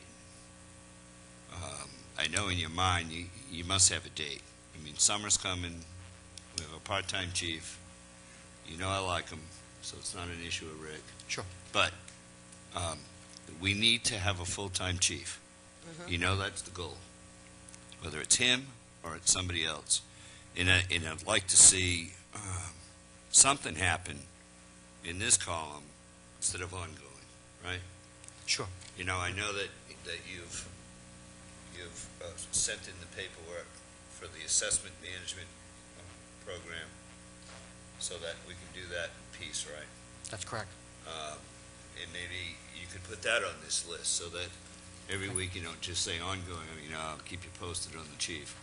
You could let people know that you've put that paperwork in for that program, things like that, Mark. That's Sure. all I'm suggesting. No, I understand. It's a very But valid I point. think at some point, you know, some detail other than, Sure. you know what I'm saying? I I'm know- not trying to be a wise guy. Oh, no, I know you're not. Okay. But we have had dates in the past, and I will work to hone that down. Especially on that one, because Okay. that's really important, especially as we're getting ready to gear up for the summer season. Surely. Thank you, Madam Chair. I just have one more thing. I know that we didn't address number 4 because Dave Pichette couldn't be here. And just, I don't know if the board had some type of appetite to even look at that,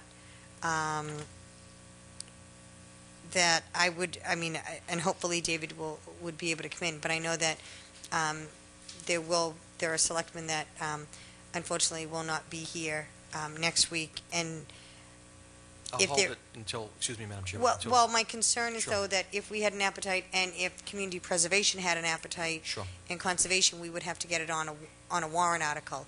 So if any of the selectmen that will not be here next week could review anything on, on wickets, Sure. and then maybe perhaps give you their impression on whether is something that they would be favorable, so that we wouldn't keep them out of the process of the discussion with Mr. Pichette. Or maybe they could perhaps talk to Mr. Pichette in the next few days and then give you their impression, so that if there is an opportunity for us to go forward with it at town meeting, we don't run out of the deadline before we're all back together. Surely. Thank you. Madam Chair, Mrs. Winslow? since I'm the selectman that will be absent next week and I already did my homework, would you like me to I only had one real comment. About wickets? Sure. And I will also be out of town next week, Mrs. Oh, Winslow. okay. so- Oh. And Mrs. Winslow's daughter is having surgery next week, so that's why she'll be absent, so it's definitely It's lucky a number valid, legitimate. lucky number 10 for her. She's a trooper. And she's watching, so. Good luck, Savannah. Yeah, I'm sure she's saying thank you. Mr. Andrews, Sure. I don't think it's a bad idea. I think, we're in a financial pickle, and my initial reaction to it was no.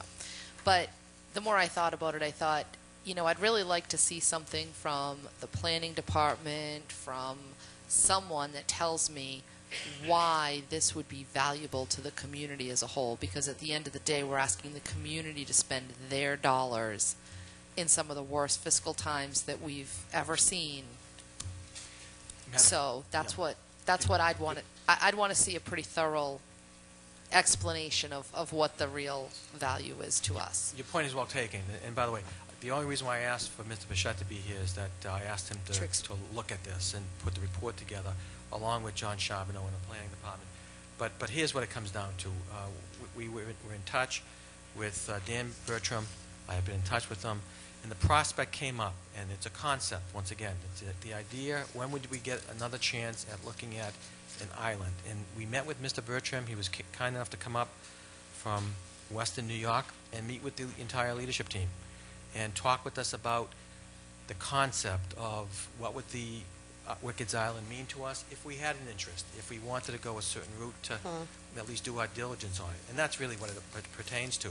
So we had a very robust and very detailed discussion at leadership team. I wanted to report to this board so that you heard that he was kind enough to come up and to talk with us about it. And, of course, the island has a ton of history and a lot that goes with that, and a lot of logistics, because we had a lot of good discussion with the harbor master and the conservation agent and the planning director as to how And what would be our interest? And you're right on target. Do we have an interest? We haven't even discussed anything about the prospect of how would you move forward and how would you preserve it if you intended to, or to try to get some type of site control. That's the idea behind it. And I was going to say, and I just didn't want it to be that I was in favor or against. It was just in the tight fiscal times, I thought the only possible way that we would be able to afford it would be if we went through community preservation for historical preservation and open space recreation. And so that is the only reason why I thought that if there's an appetite or any information or opinions on it, at least feed that, because I don't really think that there would be a way that we would be able to write a check out of the town coffers for it, just, you know, to have it, as much as we might like to. So that was, and I don't even know if community preservation, you know, I know that they have deadlines and stuff, but for something like this, I know that historical and open space is something that's, you know, near and dear to their heart. And like you said, this is a very unique opportunity. So that was the only reason why I had brought that up. So, Through you, Madam Chair, both points are well taken. Once again, it was just a point of information that the leadership team, including all the members I talked about, discussed it. We didn't talk about a price. We didn't talk about, you know, any recommendations. Just talked about what the prospect would be, what it would mean to the town. And how often do you get to buy an island? It's and it is, and for a point of clarification, Madam Chair, Mr. Andrews put this on the report. He is discussing the island, not the bar. Thank you. Thank you for that clarification, Mr. Holmes. Yeah, well, it needed to be clarified because there were certain individuals this week who thought he was buying a bar. Thank you. Through you, Madam Chair. Mr. Holmes. You're welcome. You're welcome. Okay, let's, how about if we jump on the agenda for the, to the folks who are here for the Walmart discussion. I apologize, but the meeting has run so long, and I know you've been waiting patiently to discuss the sewer capacity for Walmart. Would you like to come forward, please? Mr. Campino as well? Would you please identify yourselves for the record? And again, thank you for your patience this evening. No problem. Thank you. My name is Steve DeCourcy, and I work for Bowler Engineering. We're the civil engineering consultant on behalf of... Could you speak into the mic a little bit more? Sure. Thank you. My name is Steve DeCourcy. I work for Bowler Engineering, and we're the civil engineering consultant on behalf of Walmart on the project. With me is Tara Calabrese, who's been working with this all the way through. John Cusick, who's the engineer from Bowler Engineering, who's been on this for most of the time, couldn't make it here tonight, so he asked me to come and be here on his behalf. As I understand it, as part of the Walmart relocation, a letter was sent to the Board of Selectmen in September of last year requesting capacity, along with some calculations showing the anticipated capacity that was needed in an effort to determine whether there would in fact be capacity available. As I understand it, between then and where we are today, a number of ideas have been kicked around, and I think I'd ask Tara to kind of maybe fill in the details a little bit. And for really at the end, we were just interested in finding out what the status was relative to capacity, and if we could confirm it's available, and if not, what we might need to do to get to that end. So I'd ask now, I think, Tara to take it from there for a moment. Thank you and welcome. Good evening, Madam Chair, members of the board. Tara Calabrese for the record. I've had extensive conversations with Guy with regard to the sewer capacity. I know that the board was waiting for a report to be done. I attended a hearing, I think, a couple months back where that report was presented. It's my understanding that there is the capacity available. In discussions that we've had, it's been suggested that an expansion tank would be appropriate. Walmart finds that to be a good idea as well, and we're here tonight to just see where the town stands with regard to their decision for that capacity request. Thank you. Mr. Campino, would you like to elaborate on your recommendations, please? Yes, Madam Chair. From a position of the wastewater in the stream, and that's all I'm speaking, not supporting or denying Walmart, please understand that. I've dealt with Walmart in the past as far as their grease and products they have in their facilities, and they're a very, very responsible company as far as wastewater goes, so I have no problem with them in that end of it. If they were to get capacity, I'd ask for, and I gave you a list of things that I would probably consider or ask them to do for us. I definitely want an equalizing tank. It would be 2 times the daily flow, so we could regulate their flow. It would be less minimum impact to our system. And I also want that programmable, so there'd be no mistakes. Somebody would leave a pump on or not put it off. The program would put it on at a specific time, probably off-peak hours. It would come on, no greater than 60 gallons per minute, slowly go through on-off or off hours, come through our pump stations and minimize our impact. I would like a minimum of 5,000 gallon day grease trap, 5,000 gallon grease trap. I understand that they're going to probably sell groceries. There's going to probably be some preparation of food. Those things concern me. So I'd like to have a really good sized grease trap. I want that grease trap pumped regularly. Within a couple of months of opening, if they do open, I would like to be up there with myself, Inspectional Services, Mr. Ethier, and even representatives from Walmart to see what that grease trap is actually producing and what the frequency of pumping would be. I'd also like to see somebody local maintaining that tank.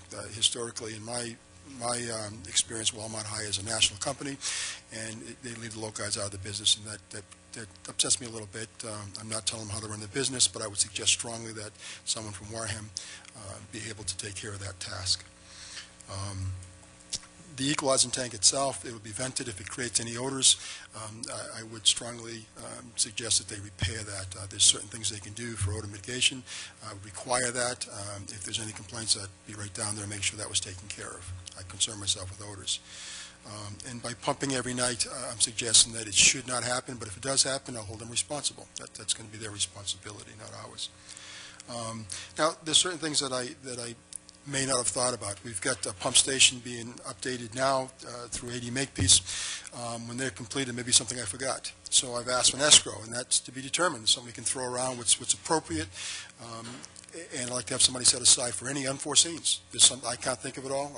There's probably something I missed. There should be a good amount in the escrow fund that would go towards this. And then any other suggestions that we have. Now, this is just a real quick. And there's probably other things that I would come up with as time progresses that would definitely impact the wastewater treatment plant. Like I would probably require or ask them for some safety equipment that goes into checking that pump station, things of that sort. But I don't have a complete list, and this is what I had at this particular point in time. So again, to reiterate, I have no problem with them tying in, but that's not my call. We do have capacity. I think they're asking for 9,000 gallons. I would like that 9,000 gallons to be an equalizing tank, up to 18,000 gallons to hold that, and then give it to us slowly to minimize our impact. And that would be my recommendations. Thank you, Mr. Campina. Does anybody have any questions for either Tara or Mr. Campina? Sure. I'm a part of.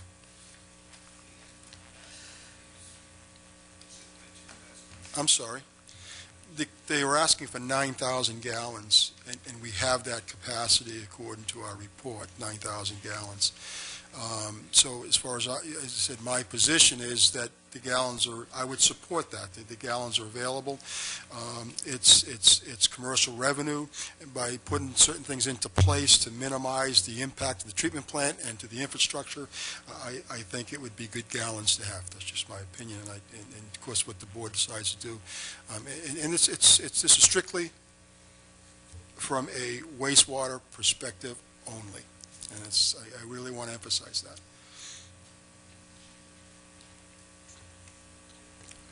You're welcome. Sorry. Mrs. Ekstrom? Thank you.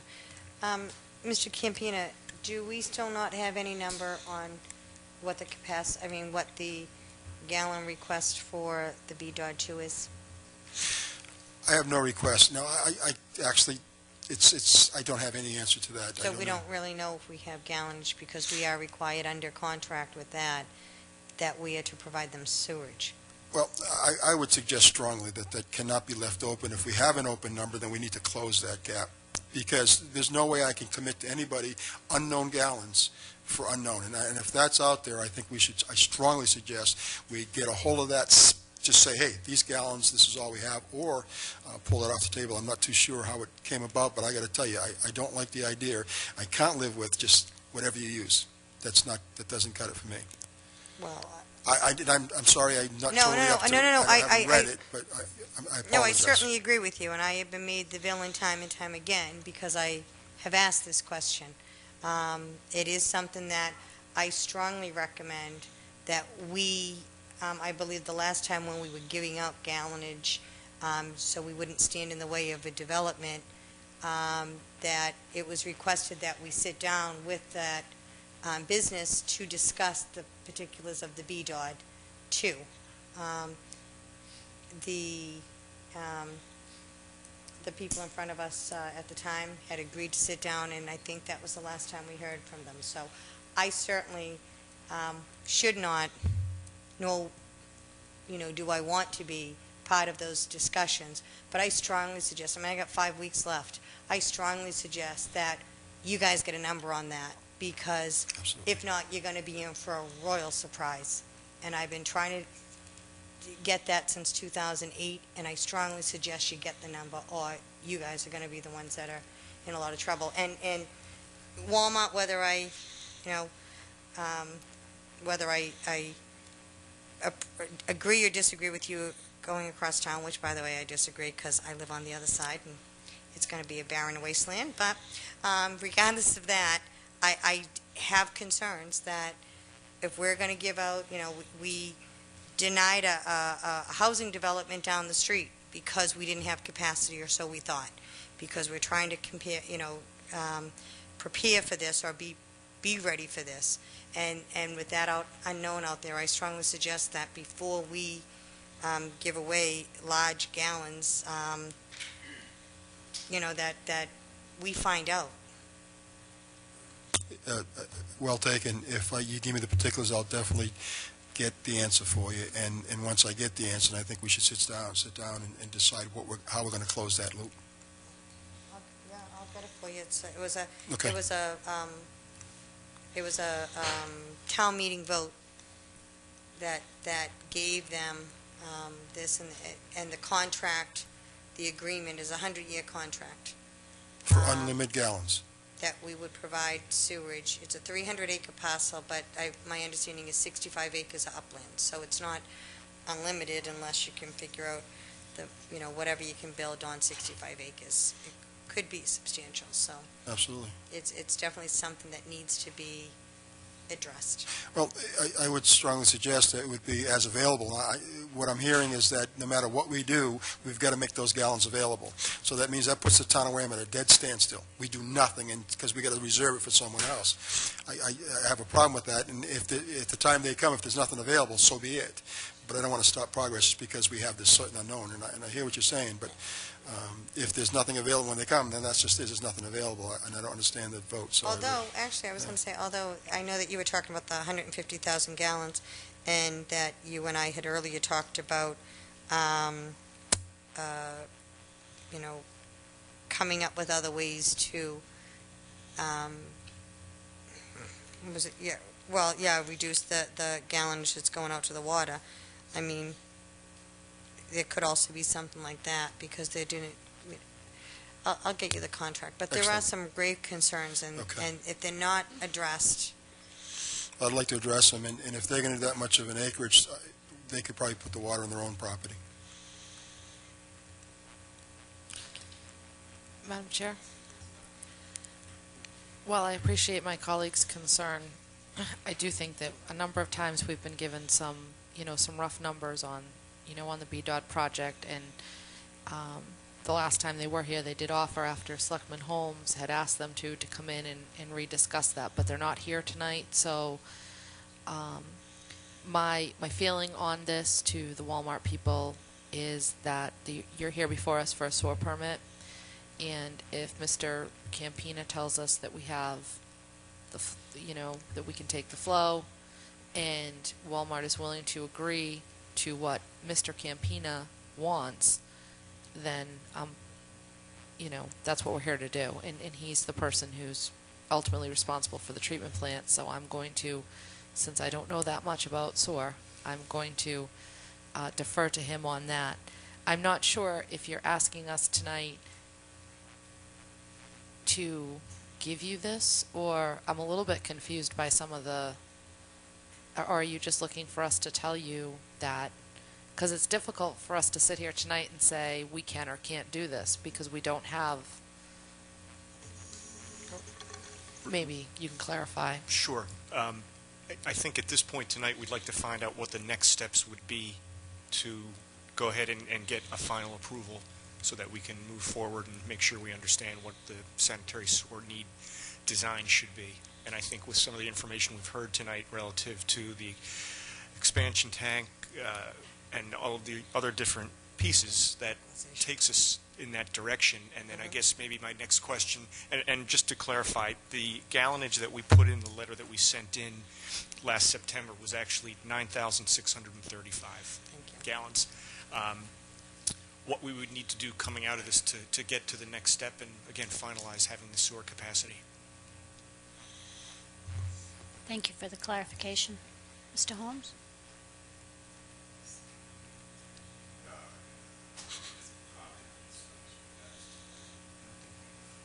Okay.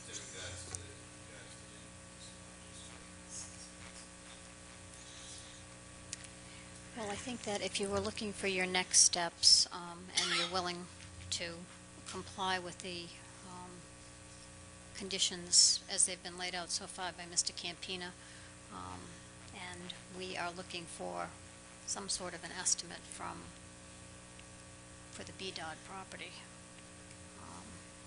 You have several, my understanding is you have several more hearings with the Zoning Board of Appeals. Madam Chair, if I may, it's come up at both of our hearings to date that we do not yet have our approval for sewer capacity, and that is an issue for both the zoning and planning board members. And so the sooner that this is addressed, the more comfortable the other boards would be. And so that if it is possible to request an approval with the conditions that Mr. Campino has written to you, even this evening, at that point we can review, and if the conditions weren't acceptable, we can certainly come back to the board. But I think that Mr. Campino and I have had conversations, and with Bowler Engineering, and that would allow us to rectify our next hearing in front of the joint ZBA and Planning Board is in April. And it would be helpful if we can get back to those boards prior to with this issue addressed. Thank you. Thank you. I have another question for you. I'd like to know where in the process you are of finding a replacement for your store located in East Wareham. Certainly, I can address that as well. Walmart has a very active leasing program or resale program. We had actually met with Mr. Andrews and had a conference call with the Walmart executives in Bentonville. At this point, because it is an unknown as to when that store would actually be vacated or if it would be vacated, we can't actually give you a date as to where we stand with regard to marketing it. Walmart typically starts their marketing 12 months before their grand opening date of a new store. An active marketing program that they reach out to other retailers that they have identified as likely tenants. I will note that, and I think Mr. Andrews can concur, that during our conversation, the Walmart marketing person let us know that there are no vacant Walmart stores in the Northeast, in his region. So I think that speaks volumes to their efforts. I know that Plymouth has come up in Cordage Park, but that actually has been resold. And it's the present owners, Walmart does not own that building any longer. Thank you. The reason I asked the question is because currently you're using 6,000 gallons per day over at the existing Walmart store, and I was just curious as to what sort of reuse might go in there and if it would be comparable or somehow replace the use of the new store. So typically what kind of retailers come in and take the store? Would they? That's a very fair question, and it could indeed be a retailer quite similar to Walmart. They often market to wholesale retailers as well, so we wouldn't expect that it would be any more, but it certainly has potential to be less. It's an unknown. They oftentimes fill their stores with furniture wholesalers, but I believe, and Steve, maybe you want to comment more on how the calculations are prepared for retail in general, which is general retail that Walmart is calculated on. Sure. There's the Basically, it's all done by Title V. Different uses and different retail uses sometimes have different levels of sanitary sewer that they have to be designed for. A restaurant is probably the highest use in terms of the gallons per day, and as Tara was saying, more likely we'd see a dry retailer in a replacement of a Walmart store given the size and configuration of that, which is really a low number when it comes to gallons per square foot or gallons per thousands of square feet for a site. Thank you. Mr. Holmes.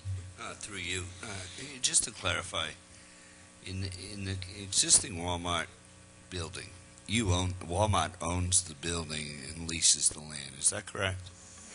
Yes, that is correct. So Walmart actually owns that building. Yes, that is correct. Walmart owns the building.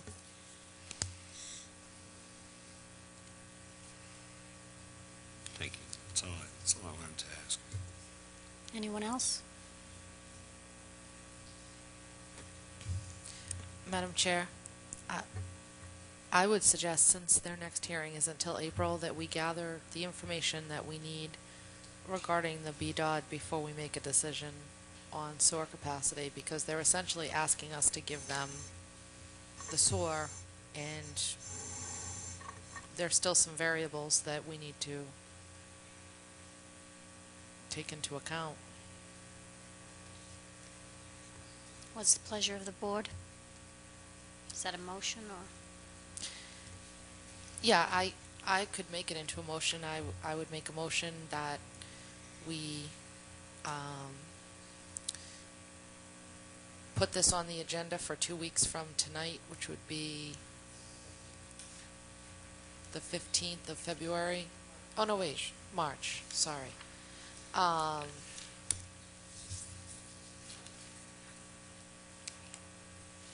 And that we get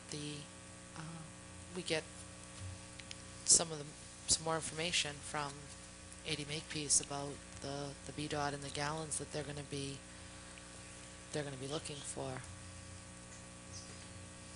Mr. Campina, Mr. Andrews, is that doable? I believe we can get that report, and Guy, we can get the information together from the engineers and put it into some formal document. But to get that background information, I'm sure we can handle that, Madam Chair. I think I can press also. I want to press with some actual hard numbers. and I don't know, I have to read it, but I got to tell you, I'm not unhappy with an unknown number, and I want to press them to a number because, in essence, they're holding us hostage, and I don't like that. If that's the case, if they hold us hostage, I'm not sure. Madam Chair. Mr. Holmes? It's not doable in 2 weeks. Is there a motion here? Well, I was going to make a motion, but if you have a motion, then... No, I don't have a motion. I was going to discuss the question in front of us, and I was going to suggest that we had a conversation here one night, and that I would call Mr. Hogan tomorrow and set up another meeting between us, the board, the sewer commissioners, Mr. Andrews, Mr. Campini, and Mr. Hogan and his people, and let's sit down together as we agreed to do and come up with a number. You're not going to get this done in 2 weeks. It's not a phone call to say we're going to change an existing contract over the phone to say, well, we only need 100,000 gallons or whatever the number is. That's not going to happen over the phone. We need to get a meeting together and discuss this as a Board of Sewer Commissioners. So it's not doable in 2 weeks, I'm sure. Madam Chair, what happens if we don't have the gallons that they need existingly? Sorry? Suppose, what happens if the existing gallons we have is not enough for them? Well, then we'll have to deal with that when we find out what that is. That's why we need a meeting to discuss it. I don't think it's not as simple as a phone call. Well, I agree with Selectman Holmes. I mean, there are some numbers that, the last time they were here and they gave us an update on the project, in this conversation came up, they did, give us some ideas of, the types of tenants that they were looking for, and... We're talking about the 65 acres that no development is planned on yet, though. The BDOT 2, not the We're talking about BDOT 1. BDOT 2. We're not talking about the Rosebrook Park development and all that. We But already we- know what that is. But, We touched Madam on- Chair, no, there's an existing contract in place between the town, Right. and nobody's trying to hold anybody hostage. Let's not use words like that. That doesn't help. And that's why I say let me work through Mr. Andrews, get this meeting reset for the sewer commissioners to meet with Mr. Campini, Mr. Andrews, the five of us, and Mr. Hogan and his representatives, and let's sit down, pull the book out, and let's go through it and try to resolve the issue. They were willing that night that we discussed it to close that loop. That was in the agreement, and I take some blame for not following up on that as a sewer commissioner. So let me work on that and get back to you. Maybe by Tuesday we'll have a date. If it happens before that we can schedule something with your agenda, and we'll do that. As soon as I get a date, I'll get it to you.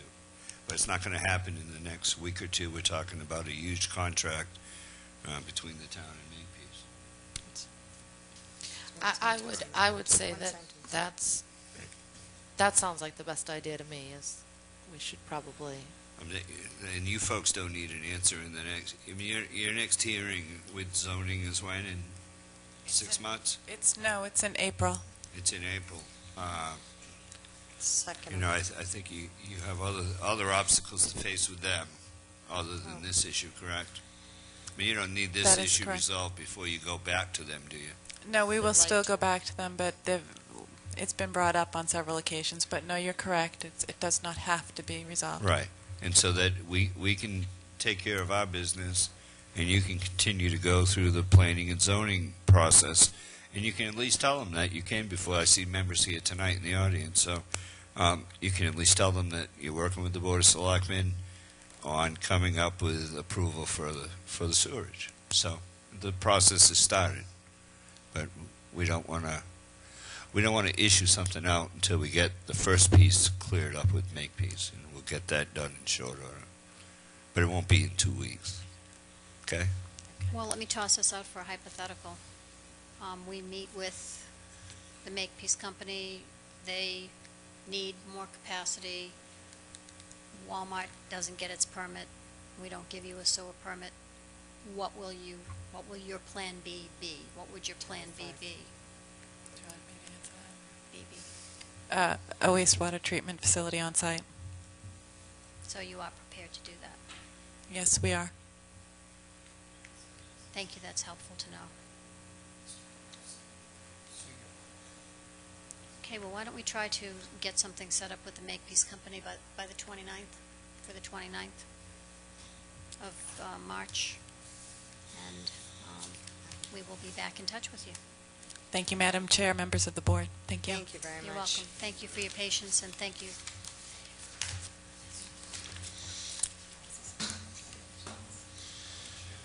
Yes. They fit.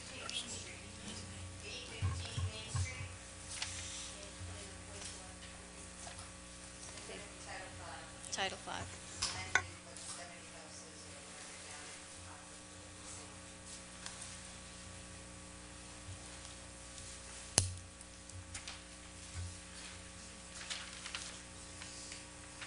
Okay, the next item that we need to go back to is to vote on the senior citizen tax work-off program policy.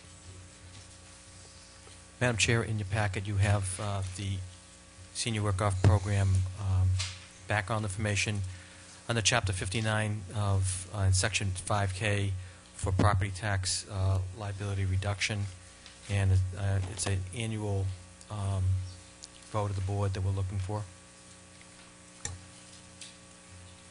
I'll make a motion to approve the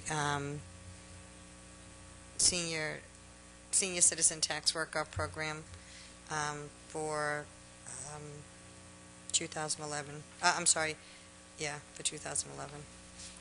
Second, but I do have a question.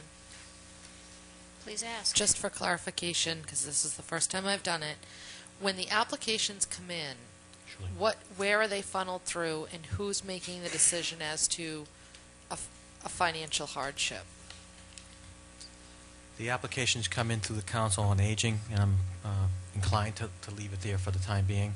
and the application of the requirements of it by the director. I intend to work with Ms. Green on that. We had 61 participants last year, and I think it's going to come in just about that same amount for this year. There's a lot of return participants, and so we'll be looking at them individually so that they do meet the requirements of the statute. Okay. Thank you. You're welcome. There's a motion and a second. All in favor? Aye. Opposed? Abstained? It's 4-0-0. Madam Chair, if I could ask you on item C, just to hold that till next time around. The idea here was, if I could just real quick, was to get a surplus piece of surplus automobile van, if you excuse me, that could be used possibly by cable television. We've asked them to go around town, to go to different places, and we're just looking for some way. If it's not being used, I will get the full background on the information for you for the next By meeting. cable TV, you mean WCTV? That's correct. Okay, thank you. We will hold that. Please, thank you. We have a correction to the contract 1 parcel in Parkwood Beach. Was assessed a betterment for which there was no sewer connection, and there was a parcel that does have a sewer connection that no betterment was assessed. So we just need to vote to correct the situation by recording the correct property and deleting the recording on the wrong property. And that requires a vote of the board. So it's a wash, exactly. So moved. Is there a Second. second? All in favor? Aye. Opposed? Abstained? Sorry, did you want to discuss? I'm sorry.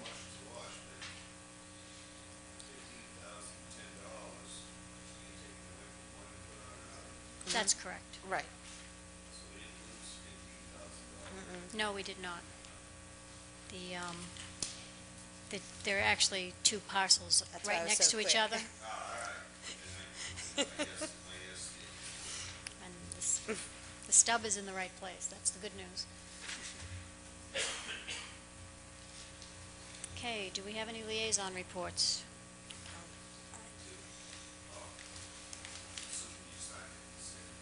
Well, actually, I should go to any other town business. I'm sorry. We'll jump back to liaison reports in a second. Any other town business?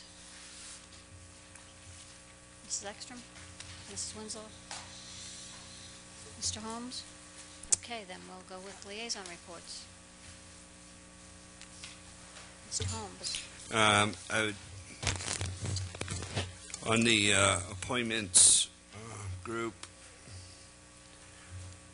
we have an opening in June.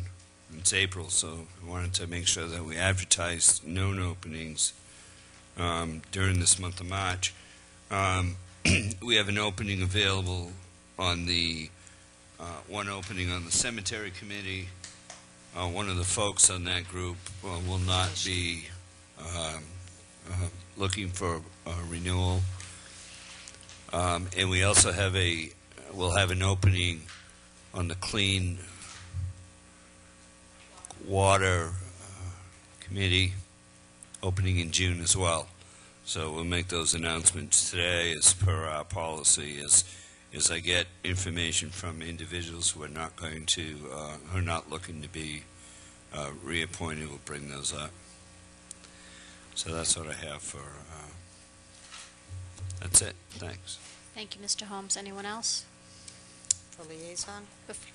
for liaison report? Oh, I don't have, it wasn't really a liaison report. I just wanted to take a moment and thank everyone who turned out for the Stop the Violence, Increase the Peace rally Saturday night. It was, I guess we estimate about 200 people. Is that? About 200 people came out, and it was, I thought it was a wonderful time, and it was really informative, and I think it did a lot to bring the community together. Just wanted to thank, within the program, Teddy Matthews. A lot of you know him as a young singer. He graced us with the national anthem. Jane Donahue and Kenny Fonts, who got up and had a few words. Wendy Montero, the aunt and godmother of Scotty Montero Jr., who was slain by senseless violence a year and a half ago, I think. Yeah. Mr. Andrews, Chief Stanley, and Chris Herron. And I think that he talked for about a half hour and really, I think, wowed us. But I wanted to give a special thanks also for the organizations, Bay Point Country Club, Dunkin' Donuts, Effie's Pizza, Fat Polly's, Cool Cone, Mark Anthony's, Minerva's, Move Wareham Forward, Nick's Pizza, Onset Youth Center, Plymouth County Sheriff's Department, Santoro's, Scotty Montero Jr. Foundation, SS Limousine Service, South Coast Hospitals, Target, Wareham's Boys and Girls Club, Wareham House of Pizza, and Wareham Junior Basketball Association, and the Wareham Lions Club. And then also to the school department, there was a problem with the building. We had to switch to the middle school at the last minute. And the custodians that did a great job pulling that off for us. Again, the entire police department. The one last thing that I want to say is that you may have seen it around. The Wareham Police Department has a text-to-tip line for anyone who is interested. It is totally anonymous. If you see something, say something. What you do is you text to 274637, which spells out crimes if you have the old phone, and then you text Wareham PD and then put in your message, and it will be sent to the police department, and it's totally anonymous, but and so thank you to the Finance Committee and Mr. Andrews for helping to make that happen. But it was just a wonderful time. I hope we continue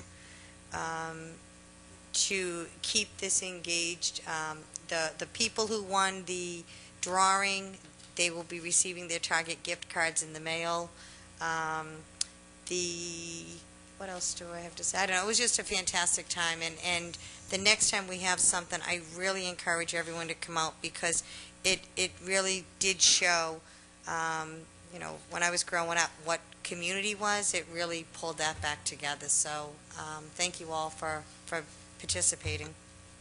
I would like to add my special, sincere thanks to both members of the Board of Selectmen, Brenda and Steve, who worked tirelessly to pull this off and to get the organizations together and to start the program. I know that the program will continue on through the school department and through the Scotty Montero Foundation. There are some plans for long-term mentoring. I'd like to thank some of the clergy also. There were a number of clergy who came who are really hoping to foster the raising of awareness to increase the peace among the young people of our community, and it really was a very moving event, and it showed that we can pull together as a community in times of stress, and the police department has been fantastic in sending the message to the community and letting people know that this violence will not be tolerated in Wareham. Mr. Holmes. If I could just tag on the end of that, when you thank people, you always forget somebody, right? Right, and we don't want to. So we don't want to do that. But I would like to give a special howdy doody to the scavengers of the food. David Begley. We went around on foot in the truck begging. Sue Noonan from Onset Village Music also worked with us, and I wanted to give Sean and Joey a little howdy doody for sitting in the back of David's truck for 3 hours, and then they ended up getting hot dogs as a gift for being so good. But no, when you go begging, it's tough, but the businesses, and then somebody went begging to Dunkin' Donuts, and I'm not sure who that was. That's why I say. Sheila. But I did want to thank the scavenger committee. But, when we went into the businesses, these businesses were supportive of this event and future events 100%. And to give the way they give, time after time after time, they all deserve a big howdy doody. And if it's okay with the board, I did have some thank you cards to send to those. They can go with my certificates the of food group. appreciation. Yep. And if it's okay with the board, I'll have Mr. Andrews sign them as the town administrator on behalf of the board. Absolutely. Okay. And then we'll get them in the mail out to the folks who gave that. Is that okay? Thank you, Steve. That would All be right. wonderful. Thank you very much. And if you're going to say a shout out to Sean, then I'm going to say a shout out to Molly and Megan Schneider and Kennedy Ekstrom, who were so instrumental in handing out the programs for the evening. So. And while we're talking about supportive businesses, I'd just like to take one moment here to express condolences on behalf of the town to the family of Biff Goyette, the owner of the Mill Pond Diner. He was a wonderful, generous businessman in our community for many, many years. He lost his battle with cancer this past week, and we are going to sorely miss him and his generosity, his big smile. Personally, I'll miss his big hug. And I just want to express, as I said, condolences on behalf of the town to his family. There are many grateful people out there for everything that he did for us. So there will be a memorial service for him at the Elks to be announced. So keep your eye on the paper. You won't want to miss being at his memorial service. Thank you. Is there anything else to come before the board Motion this evening? to adjourn. All in favor? Aye. Opposed? Abstained? It's unanimous. Thank you and good evening.